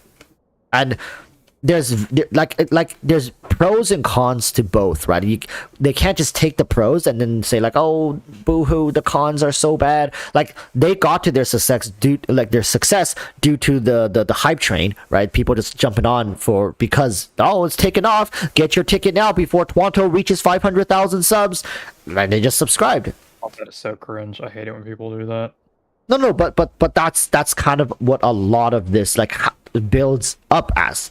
But that's that. Now we're talking about the negative side, is that people now end up hating on them because they have success, right? And they have these huge hate groups, be like, oh, Twanto has to act as an absolute angel, or else we will tear him from limb to limb, right? We'll plant bamboo shoots underneath him. God, that moves me into the next thing.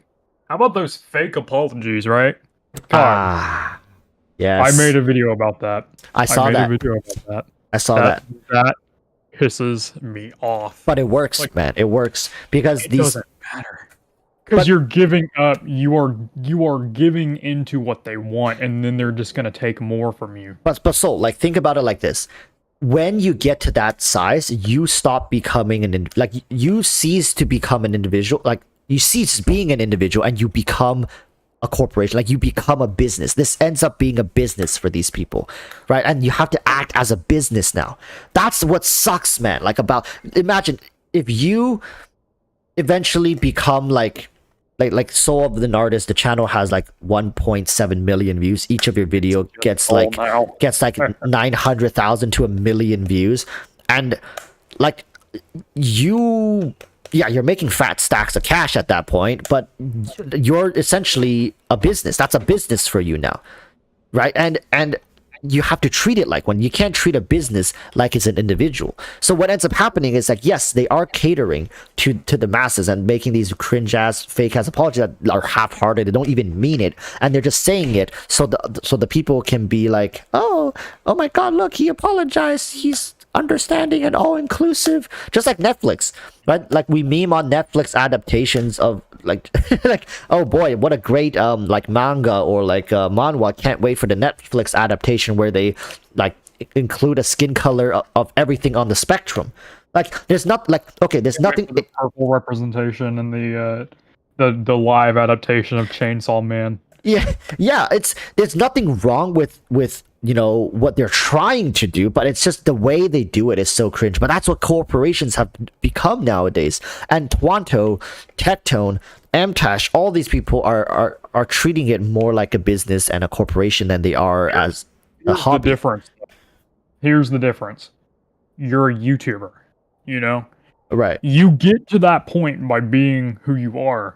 That's just how it works, or most cases.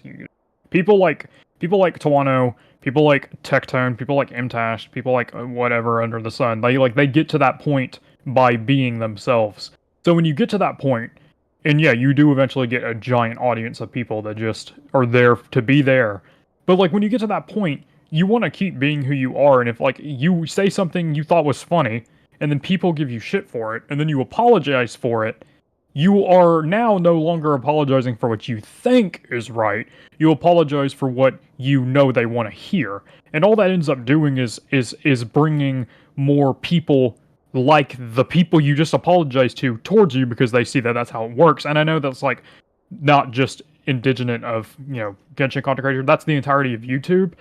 And that's why I hate it so much, because we are the reason why YouTubers like that are the reason why it's normal. If that wasn't the precedent set, that wouldn't be the case, but it is, because people just feel the need to apologize whenever they get a little bit of backlash. Like, bro, that's your opinion. Just own up to it. You know what I mean? But like, don't be pussy. Don't backtrack. But there's also a thing where like there's Twanto, the online persona, and there's Jake, the real life person, living, breathing, who's behind this Twanto individual.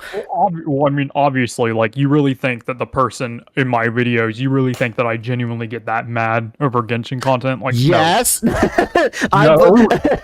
No.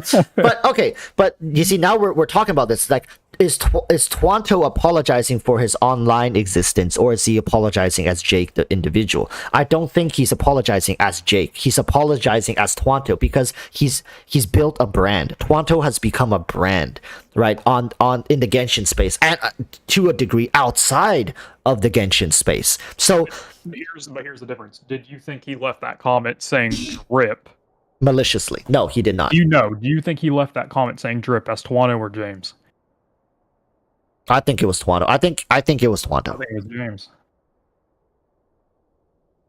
You see, I don't think he would have even commented that if it weren't for the Twanto brand. Like, because of the audience he's built. No, come on, man. You're trying to tell me that he went on the Twitter that day, saw that post, and was like, yep, we're going to leave a drip comment because that's what Twanto... No, he did that because he thought it would be funny. Yeah, but come on, bro. No, but the thing is, I do think that he was heavily influenced by his online presence. Like, okay, like I gotta do, like, for example, I think there's a quota for these content creators. I think we can agree. Like, I think content creators feel like, okay, I have to make posts on my social media to stay active and engaged with the audience. Oh, EroticWalruss just dropped the new characters. I have to comment something. First thing that comes to mind, it have to be fast, so people, when they click on it, they can see me there, they can upvote it, they can retweet it. We gotta like they're just filling a quota. And yes, I'm sure Jake, the individual, also thought, okay, that's a cool character, or like, yeah, that's pretty neat. Like, if he were not Twanto and he was just a random nobody, he probably would have commented something. It might not have as much agency as, like, dude, some of these, like, some of these content creators, they're like the first 100 people to comment on, like, on this shit, and they get like tens of thousands of upvotes. I think Twanto saw it. The first thing that came to mind, yes, it was influenced by Jake, as like, because of course he's associated with Twanto, right? It's, of course, he's drawing a lot of inspiration from himself. But and then that just came out, and it was a fast, easy tweet that he did. He didn't think too much of it, and nor should he. But the fact that he had to do it in that fashion at that speed is because of his online presence, and he needs to do it. And I'm sure in the future he's going to be much more careful now because he doesn't want to go through that shit. No. He didn't do anything wrong. No, like, okay, but he's going to be much more careful because of the backlash. Like, how can you, dude? He left one word on a Twitter post and got canceled for it. No, he shouldn't. What you're trying to say is he shouldn't need to be more careful, but he will be because of his position and the result. No, that's not what I'm saying. I'm saying, how can you be more careful than that? Just the only other thing you could do is just not comment on the post. You see, this is why there are social media managers. one letter. You see, just no, canceled for it. Fuck. There's literally people who have an entire career managing social media accounts, right? Like we can say the importance of thinking before tweeting something because these people have a job. Like, they get paid probably way more than they should. Okay, well, I think there is merit to what you're saying. Is like, oh yeah, that's just the way it is. You're right, that is the way it is. I don't like that.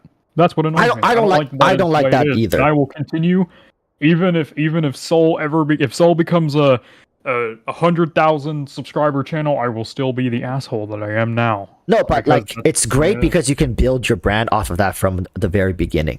Twanto didn't. Twanto didn't build himself as like a non-caring whatever, like outspoken, like suck my dick.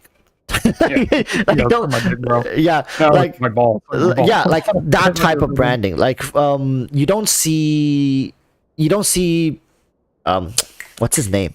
There's a lot of people who are very outspoken and they don't really need to apologize for anything because they're following. Like, they built their following off of that.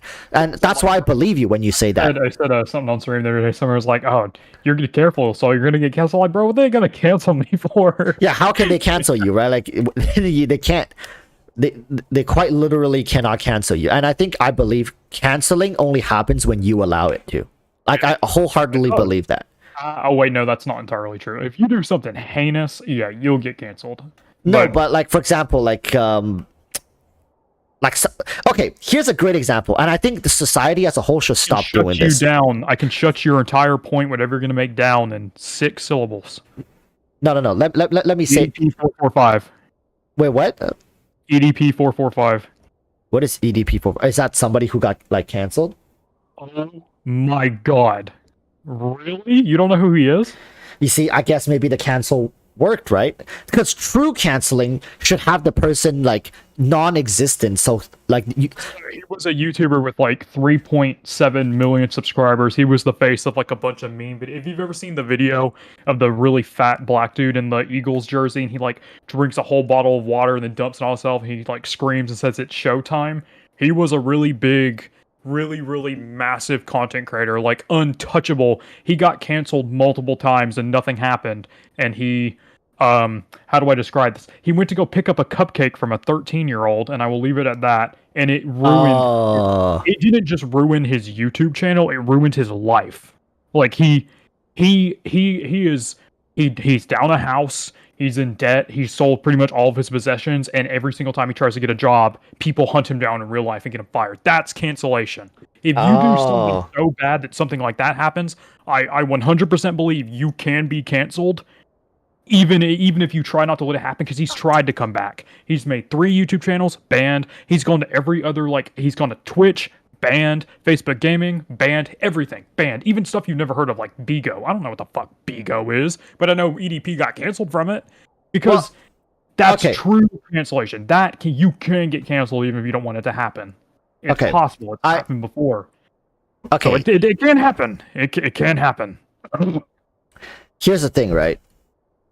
It can get to that degree, but it's what I'm saying is like there has to be something that he did that contributed, like apart from his initial deed. There has been, like, for example, responding to videos that talk about him, responding negatively, or building up more drama, getting the initial thing more and more attention. Like if here's an example I wanted to say is like, how society somehow makes overly glorified names for serial killers and make them sound really damn cool. Bro. Oh, such a cool name. Like, yeah, like why do we do that? Right? It's I heard that's a whole I'm not gonna get political, but that's like a whole thing. Like when like news stuff happens and they like really fuck, how do I say this without, fuck it. Fuck all you guys. I don't care about offending you. That's a whole thing. Like people just news anchors especially and like psychiatrists get really mad at news anchors for giving them these like crazy names. Yeah. And they're like, and then like covering the stories, like, dude, no. They're like, keep it a local thing. Don't cover it because all you're gonna do is you're gonna attract more people that want that attention that are gonna go to extreme lengths to get it. So yeah, I know exactly what you mean. Yeah, so it's like a lot of the times when people get canceled is because one of the first thing is that they don't like, if they even address it themselves, they don't like admit that they did something wrong. There's no like sincerity and no backtracking, because like in the case of, I believe, EDP, he had, if it got to that point, he had to just apologize, right? Like be like, okay, admit fault. Like, get a chance. His as soon as the news came out, Sunny V2 has a video on it. I suggest you watch it because you'll understand. But like he was such a massive cancellation. He didn't get a chance to do anything. Like his whole channel was mass reported, banned within a day, and every single time he tries to come back, he doesn't get a chance to. It's that bad. Right. And so I'm guessing it's like for example, Logan Paul's whole Suicide Forest thing. Like that. No, worse. Yeah, I know it's way worse than that, but Logan could have easily just disappeared. Like that, what he did could have easily just ended his career right then and there. But how? That's the difference. Like that would have been a choice because he didn't. I think when you get canceled, a successful cancellation when your platform is gone. Can we agree on that? Yeah, like your platform was taken away from you. Yes. I think that's okay. So his entire platform was taken away without his control. And there was nothing he could have done about it. But Logan Paul, like, if he decides to walk away, his platform's just gone. Right. Like, he can come back to it, but it's not really gone. He had an option. I think you can 100,000% get canceled without your saying it. Right. It's possible. Okay, I can agree on that. I think if you get to that degree, and I think it requires a lot of attention, right?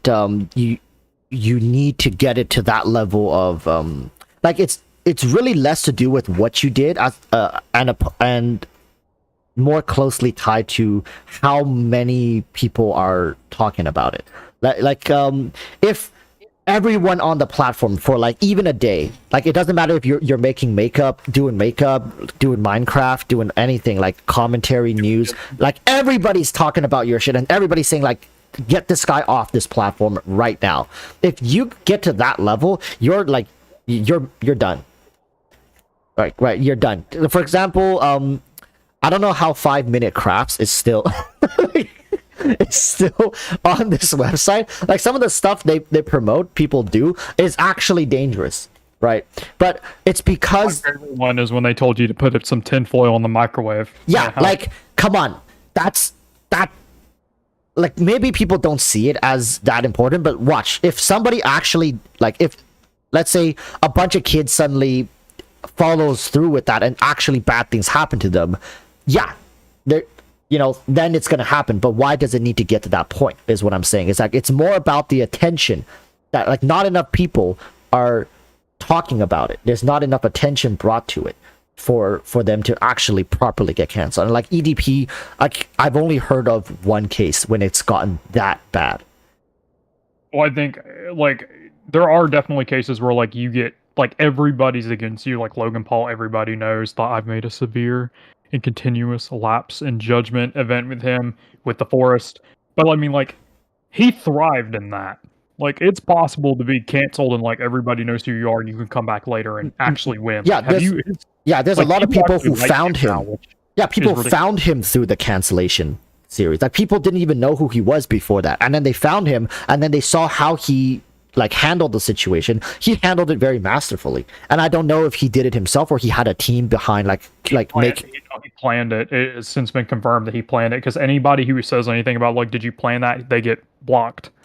Yeah, so. Like and that's. Like I don't think he just did it organically. I think there's definitely like something happening behind the scenes where each step was carefully curated, placed, what he said, how he said it, what kind of videos he released, what kind of tweet he put out, and that's how he's like step by step utilized that to get back into, you know, it more successfully. And of course, the whole boxing thing made people just kind of forget about the whole forest situation, right? It's like that's why I was saying earlier is that people have an entire livelihood based around making sure these people's like online image or internet presence stays on good standings, and that's how important of an issue it is. That you definitely need to navigate the internet in a way where like it's kind of like you got to speak the language of the internet, and there are rules where, you know, like, because it's not that I disagree with your videos in like people's apology videos, is that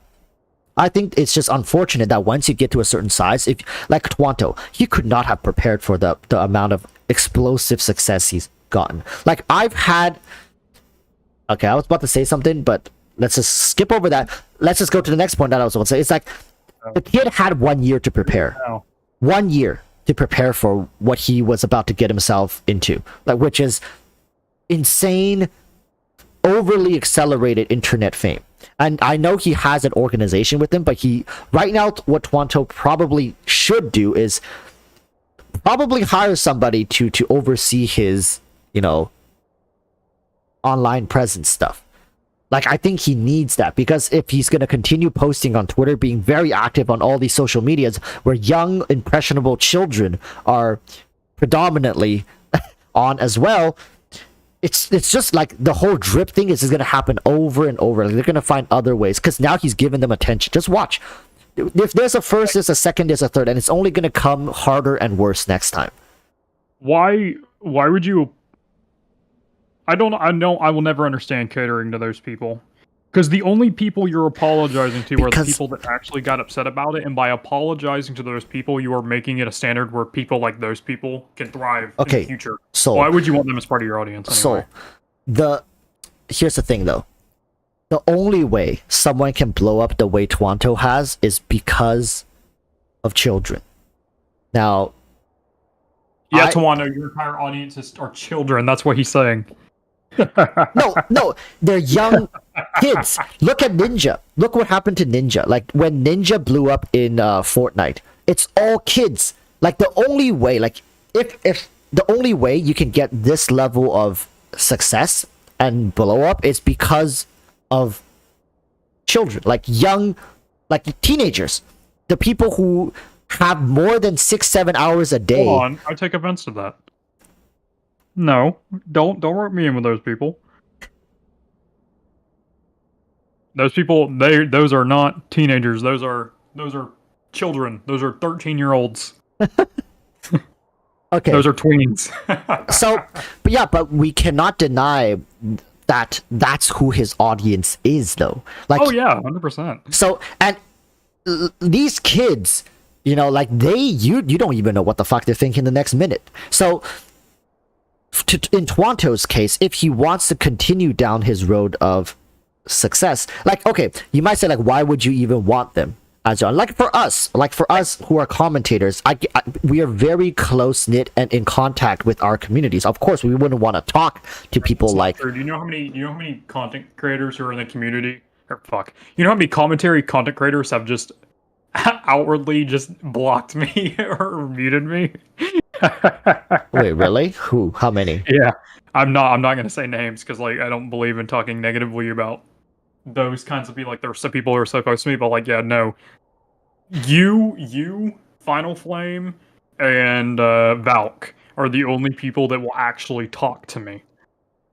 Well, I guess we're the only ones that matters then. Exactly, they're the only ones that matter. First, Walrus thinks he's the only person that matters. But okay, but we need it. I want to finish the whole Twanto thing though, but like because while I am in full agreement with you, I do not want to cultivate that kind of community. But in Twanto's case, he has to. Because that's the people. Like I think I see what you mean. You're saying that the reason why he has to cater to people like that is because that is the people that watch his content. That's the reason why he is where he is. Yeah. And he can't do anything about it anymore. It's too late. He can't backtrack. He can't rebuild another community. It's too late. That's so fucked. Yeah, that's fucked. Like exactly. Like if damn. L.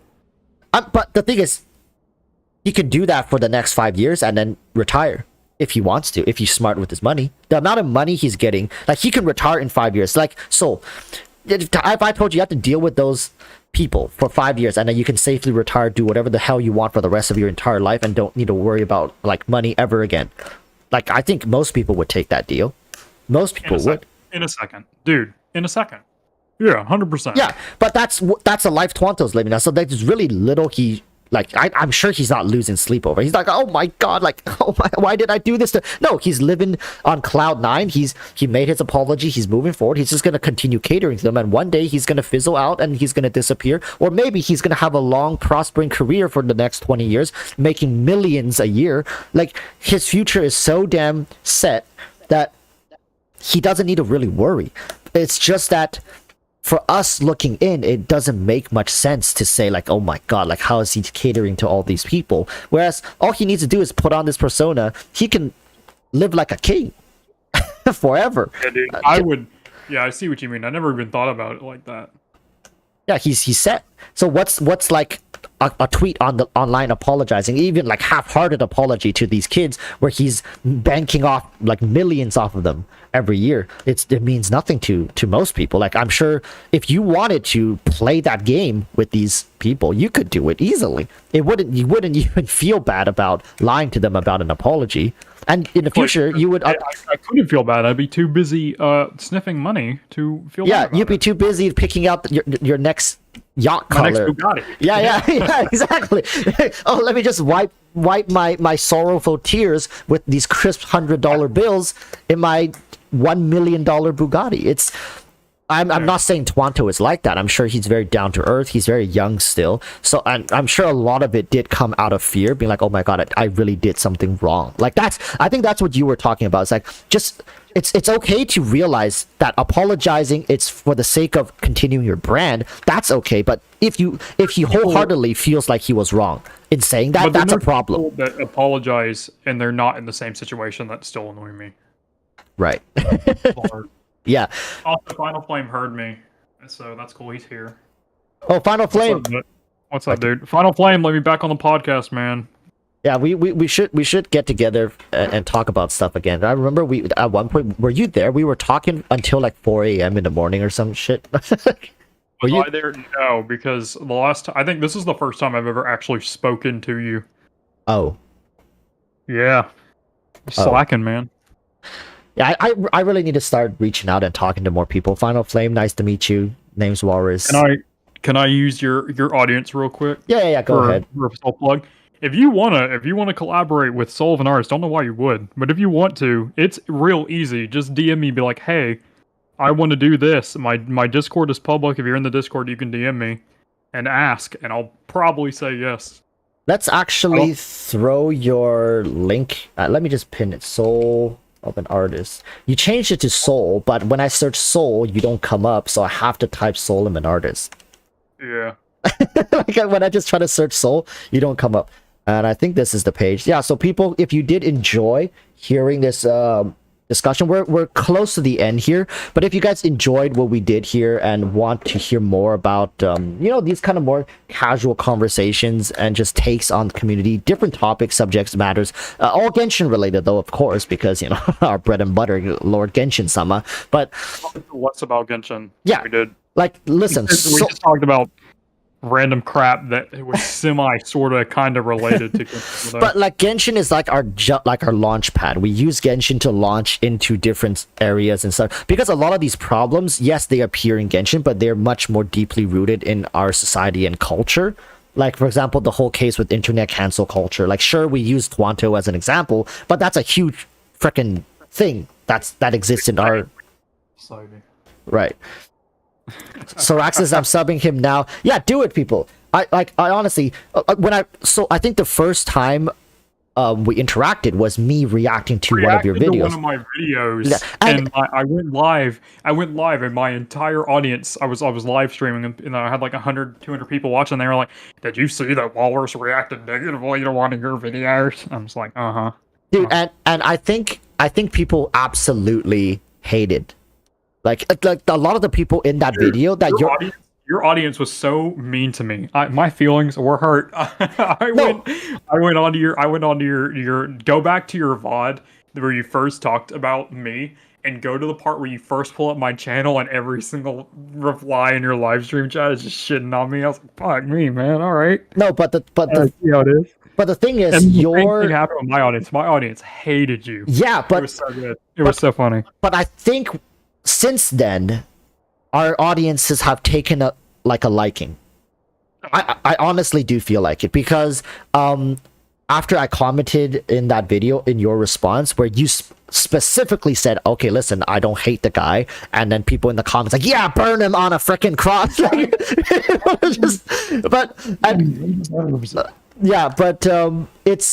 It's interesting to see how, and it was eye-opening, because when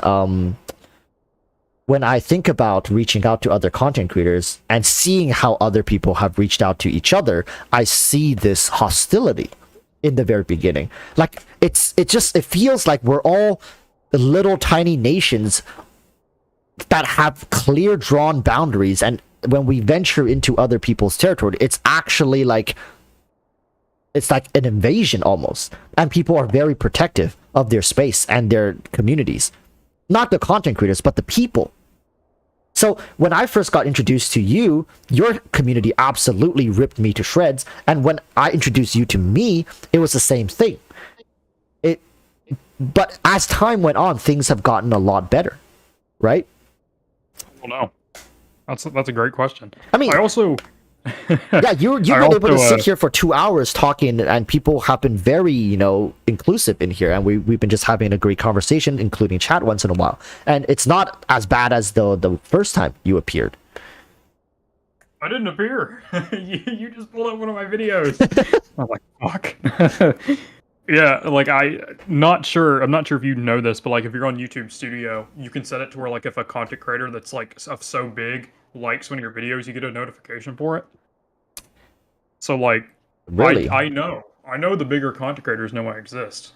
So I know. Okay, just saying. I know people know that I exist as well. Like there are, like, I think Tenha, Mtashed, Tectone, have all seen my videos. I've even have Somebody just said I never liked Soul before the episode, but I recently watched it and it wasn't that bad. Yeah, because Come on, man. No. I read it as like he's like it wasn't that bad. No, but like it's just that there's the way you deliver information is very concrete. You have a lot of belief in what you say, which is amazing for content creators. But with that comes very like people on the other end of the argument or whatnot, or in the middle where they might not agree as much, right? So you're gonna get people watch videos about topics to validate their own way of looking at things. Yeah, okay. I think didn't I say that in one of the comments? That is a direct quote from you, and it's true. Yeah, I've been saying that for so long. I thought you were quoting me when you said it. Yeah, it's because people just want to feel like they belong. I know it's kind of corny and cringy, but they mask their real life like selves to go online as an alias. How do you say that word? Alias. Yeah, as an alias to try and blend in, to try and feel like they are loved, they're included within something, or they're a part of something bigger than themselves. I think it comes from a lot. Okay, it feels like I'm taking a shit on these people, but it's true because for a long time when I was growing up, I actually went through this phase as well. Is that I felt ignored. I felt I've talked about this in a previous stream. Like I am an Asian dude who grew up in Western society in a time when, let's just say, okay, I don't need to go any more than that. So I was pretty. Oh, man, you might think you're oppressed. I am the most oppressed. I am a straight white man. This is so sad. I mean, nowadays, but when no, that's a stab at Twitter. Yeah, you have no say in anything nowadays. No say. Yeah, valid. I'm not even a straight white man, bro. Yeah, but I grew to the internet. I grew up in a time when I really felt like I didn't belong. Like if I went back to China, I was too whitewashed. I did not know the culture well enough. I did not speak the language well enough. Fuck, dude, I can't even write Chinese. Can you believe that? I can't write the language. And so of course I'm going to get picked on in China, which I did whenever I visited. And in the West, I look like a freaking, like the whole like slanted-eyed, rice-eating dude, that's what I got. Dude, I brought lunch to school and I got made fun of for how it smelled, right? I walked through the freaking corridor and people would pull their eyes to the end because they're kids. Kids don't know, they see somebody who looks different from them. They're douchebags. Yeah, I think scientifically they literally don't have sympathy in their head. It hasn't developed to that degree yet. They will say the craziest shit, they'll do the meanest things, and they will feel zero remorse for it, right? And that's just kids, and I understand that now, but at the time, can you imagine? I was out of 3 Asian kids. Bullying children is fun. Yeah. So I was one out of 3 Asians, and the other one was my brother, which had it even worse because he was even younger than me. So, dude, I had a time where I wish I literally could just rip off, this gets really graphic. I actually wanted to rip off my skin and just crawl into crawl into a white body and just blend it and fit in. I actually had that image in my head for so long. This is some deep stuff, but I would scarecrow style. I see. Yeah, and I would my hairstyle. I would the way I talk, the way I dress. I tried to blend in so much, but my skin color just never fitted in ever. And I understand that pain, and a lot of people, especially as bullying is still very prevalent nowadays. So people can have really miserable lives, and no one would know about it. The teachers don't give a shit. Their parents don't understand it.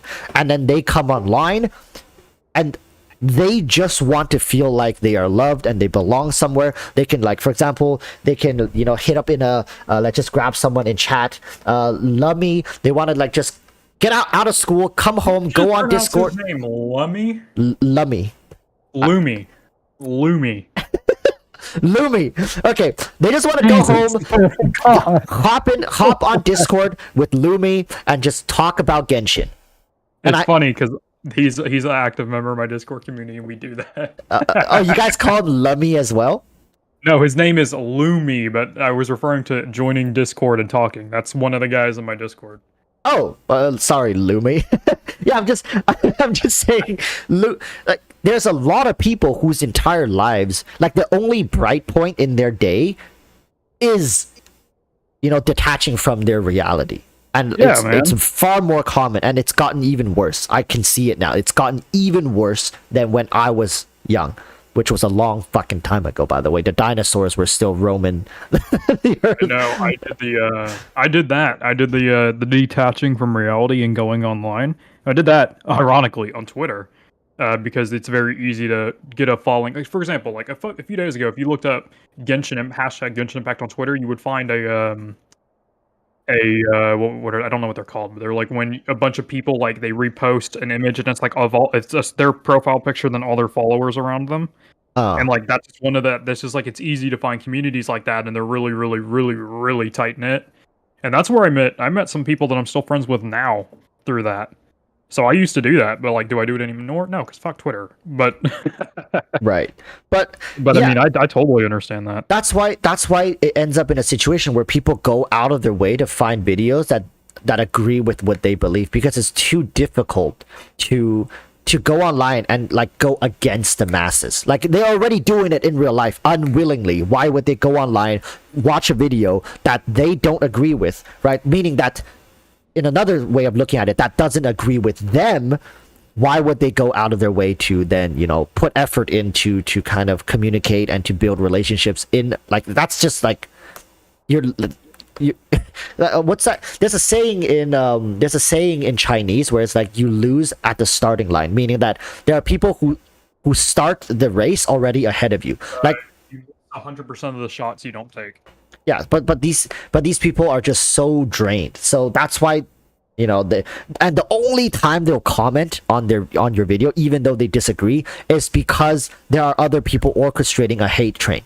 I guarantee you this, because I've had this happen to me, and I remember Braxophone. If you know Braxophone, back in the day, we both had a situation where people from the theory crafting community like came in droves. Like, we're talking 40-50 people at the time when I was only like 3,000-4,000 subscribers. They came in droves, like waves of 30-40 at a time, and they would just leave the most nastiest comment. Like, they were very creative as well to get around the YouTube censorship system, and they would they would bomb like 10-15 videos in a row, and they were fast as well. I don't know, they had some freaking algorithm running. Like, the second my video were up, they would always those 30-40 people would always be the first people to comment. So when people came in, the video would have 40 dislikes, and it would just have like the nastiest things written, like, and some of them weren't even true, and they would just like do their absolute best to like ruin you. Somebody left a string of Chinese in the chat that might be... Yeah, 输在起跑线上, meaning like you lose at the starting line. Like, you already, like, your race was never fair. That's the saying in Chinese. Your race was never fair. Yeah. Your race. No, not that kind of race. Twitter moment. That's what that is. Chips Donut says, my man Walrus, did you hear some guy was live streaming Sumeru? Absolute insanity. Yeah, I saw that. That's crazy. Wait, like somebody actually like live streamed their beta footage? They were live streaming the Sumeru leaks. I don't know if it's true. Bro, we need to embroider that man's name in like Genshin history. That man needs to have a trophy, a statue somewhere like erected in his name. My God, it'll be on the lawsuit. That is a Giga Chad among Giga Chads. No, that man's based. Dude, that man doesn't give a like. That's the opposite. That's a guy you can respect, right? So that's like, he doesn't take no for an answer. Like, when people say like apologize, he spits in their face. That's the kind of guy. That's the kind of Chad this man is. Holy smokes! Live streaming the beta test servers. Dude, I tried to get into beta. the beta test last time. Listen, we're not getting in. They flat out. They might as well should have linked me one of my videos and said this is my... Bro, like, I wouldn't even be surprised if one day Dawei took a shit in a box and mailed it to my, like, doorsteps and be like, suck on that, nerd. Listen, we are, like, we're on a list somewhere in Hoyoverse, like, database. Oh, no, we are. I'm blacklisted from the content creator program. They straight up told me I'm black. I don't think I'm blacklisted, but I haven't really been in it for a few months, and I don't think I can ever get back in. I don't think so, at least. Dude, I'm banned. I'm banned from so many Genshin related things. So I'm not surprised. Like even like community stuff. I'm banned from Tectone's official Discord server. This is so sad. Wait, Tectone's official Discord server? Yeah, the official one. Like if I try to join Tectone server, it will give me a notification error saying I can't join. Same thing for Genshin Impact's official Discord server. The unofficial Genshin Impact Discord server, I'm banned from the official Genshin Impact Reddit. The unofficial Genshin Impact Reddit, I'm banned from Kaching mains, and I'm banned from Raiden Shogun mains. I am banned from... Fuck, there's another one I'm forgetting about. It's a content creator, and I can't remember their name. Damn. Yeah. Damn. I think you're like doing like a speed run or something, are you? I am. My goal, I'm collecting them like Pokemon. I'm gonna get them all. Oh my god, bro is banned from everything. I'm a refugee. Somebody in the chat said that. You got a checklist of what he's banned from? No, I just know what I'm banned from. Night Owl says Howls is an even bigger joke. His guides were hot garbage. You know, funny enough, I used to get recommended his videos until like about 8 months ago, and he just disappeared. Is the guy still around? Yeah, he's me. I tricked you this whole time. Okay, he is still around. He's like... Oh no, he's not. He stopped posting 2 months ago. Yeah, like his channel just took a nosedive off a cliff eventually, right? Oh no, that's the problem. So that's another thing. Like if you make meta content and people realize you ain't shit, like oh yeah, that's like putting a shotgun in your mouth and just somebody else comes up and pulls the trigger. Like that's what that is. Oh yeah. If I brand my entire community around, it doesn't really work with commentary. So like if I brand my entire community around being an expert wallpaper or whatever the fuck it is, and it eventually comes out that I've never touched it a day in my life and I was bullshitting the whole time, then yeah, and then see people figure out, yeah, they're gonna leave.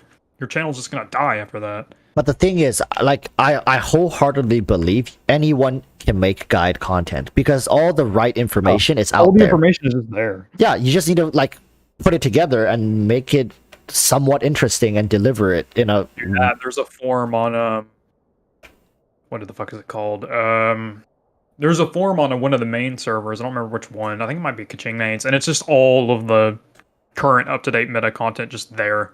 Yeah, like everybody in chat, you guys can just go study Kaching main and like do very basic video editing, and you can probably pass me in subs like in a year. Like it's... Yeah, and by the way, we gave you that idea, so we are entitled to 50% of the money. Just saying. Yeah. So you can sign here, initial here, and here, and you know, good luck. Yep, I wish you luck. The only thing about that is you have to have a thick skin for the people who watch that kind of content. You don't even have to have that. You know what you can do instead? Disable comments. No, just mute. You can just go into your YouTube studio and mute notifications for your entire channel. That's true. Just upload a video, walk away, collect your money like every month, and call it that. Never interact with your community. Never do anything. Just, you know, just post guides. You know what? I might start a second channel now. Yep. Okay, listen, if one day you guys see like a channel just pop up in your feed and it has no, like nobody's talking, it's just text and it just shows you like charts and spreadsheets and hey, it might be your boy. You heard it here first. Hopefully you pick a name that's not EroticWalruss. No, it would be completely different, and I will not. You are the bane of my Google search history. I hope you know that.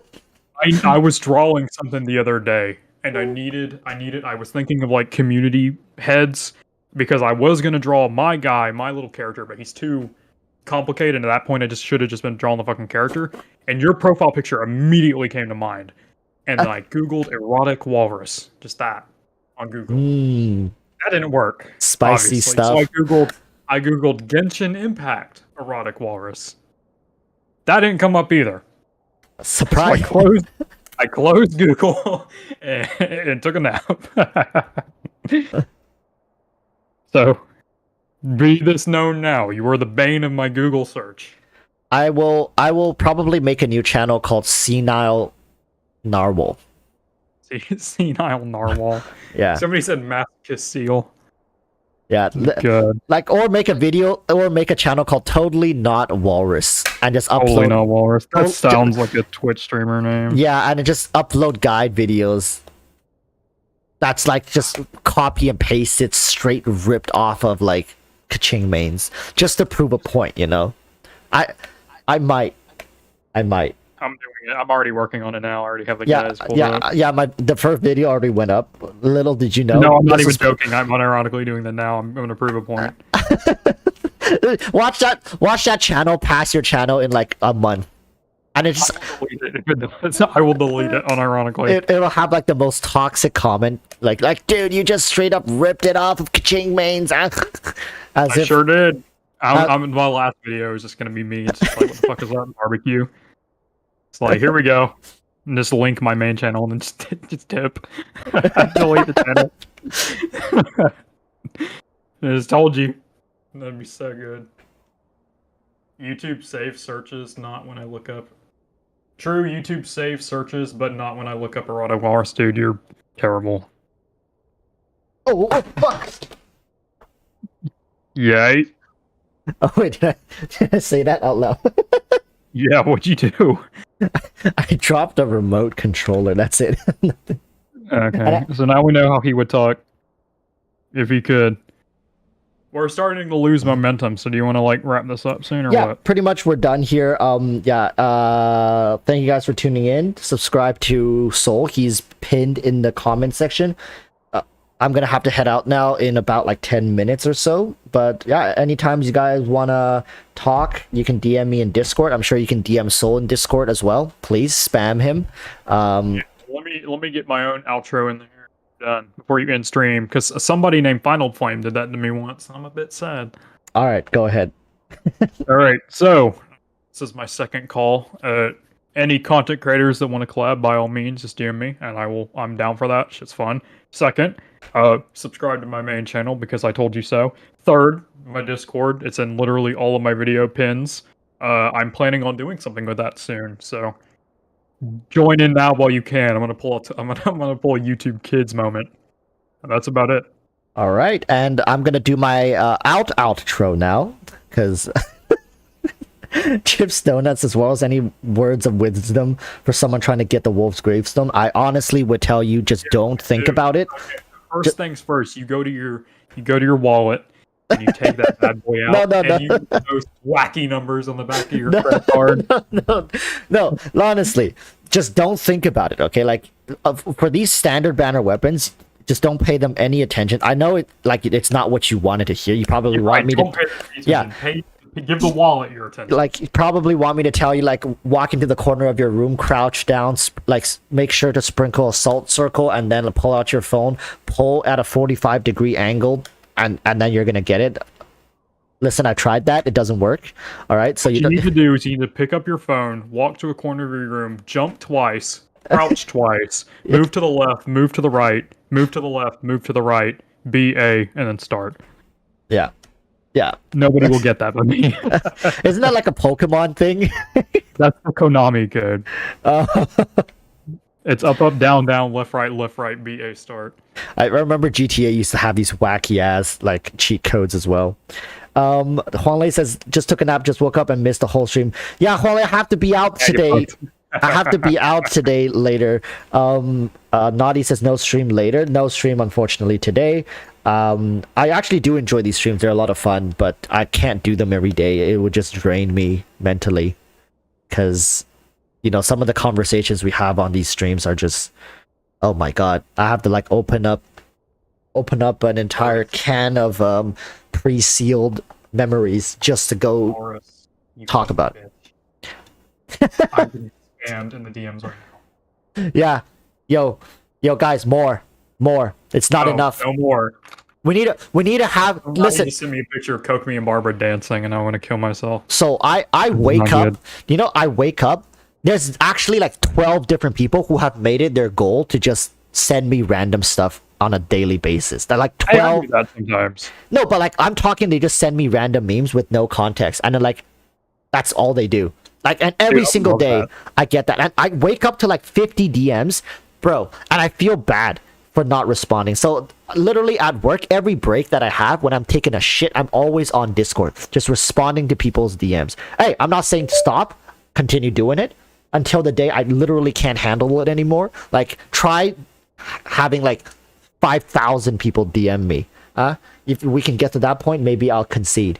Final Flame Latum became a channel member. Thank you so much. And Final Flame, would love to have you on the channel, my friend, next time. Maybe with Soul at the same time, or you know, if you don't, if you This is a call out to you, let me back on your podcast, my guy. if you don't, This has bothered me for so long. The first video we did, my mic quality was terrible, and the video is damn near unwatchable, and I need to rectify myself. I need my redemption arc. okay. And here is Java update. This is my new puppy. So she's it's a golden retriever. She's almost 3 months old. She's about I think 8 weeks. Wait, is it 8 weeks? No. No, 10 or 11 weeks. She's getting pretty big. Yeah. She's getting pretty big. But yeah. Thank you guys so much. Final Flame, would love to have you on stream next time. Also would love to join your podcast too. Hit me up. Okay. Yeah, that's about it. I have to head out now. Thank you guys so much again. I know I've said that like 5 times now, and Soul's probably already like frothing at the mouth. He's like, just end the fucking stream, bro. I gotta go now. See ya. See ya. So yeah, people, bye bye. See you next time. Oh, Jabba. Oh no.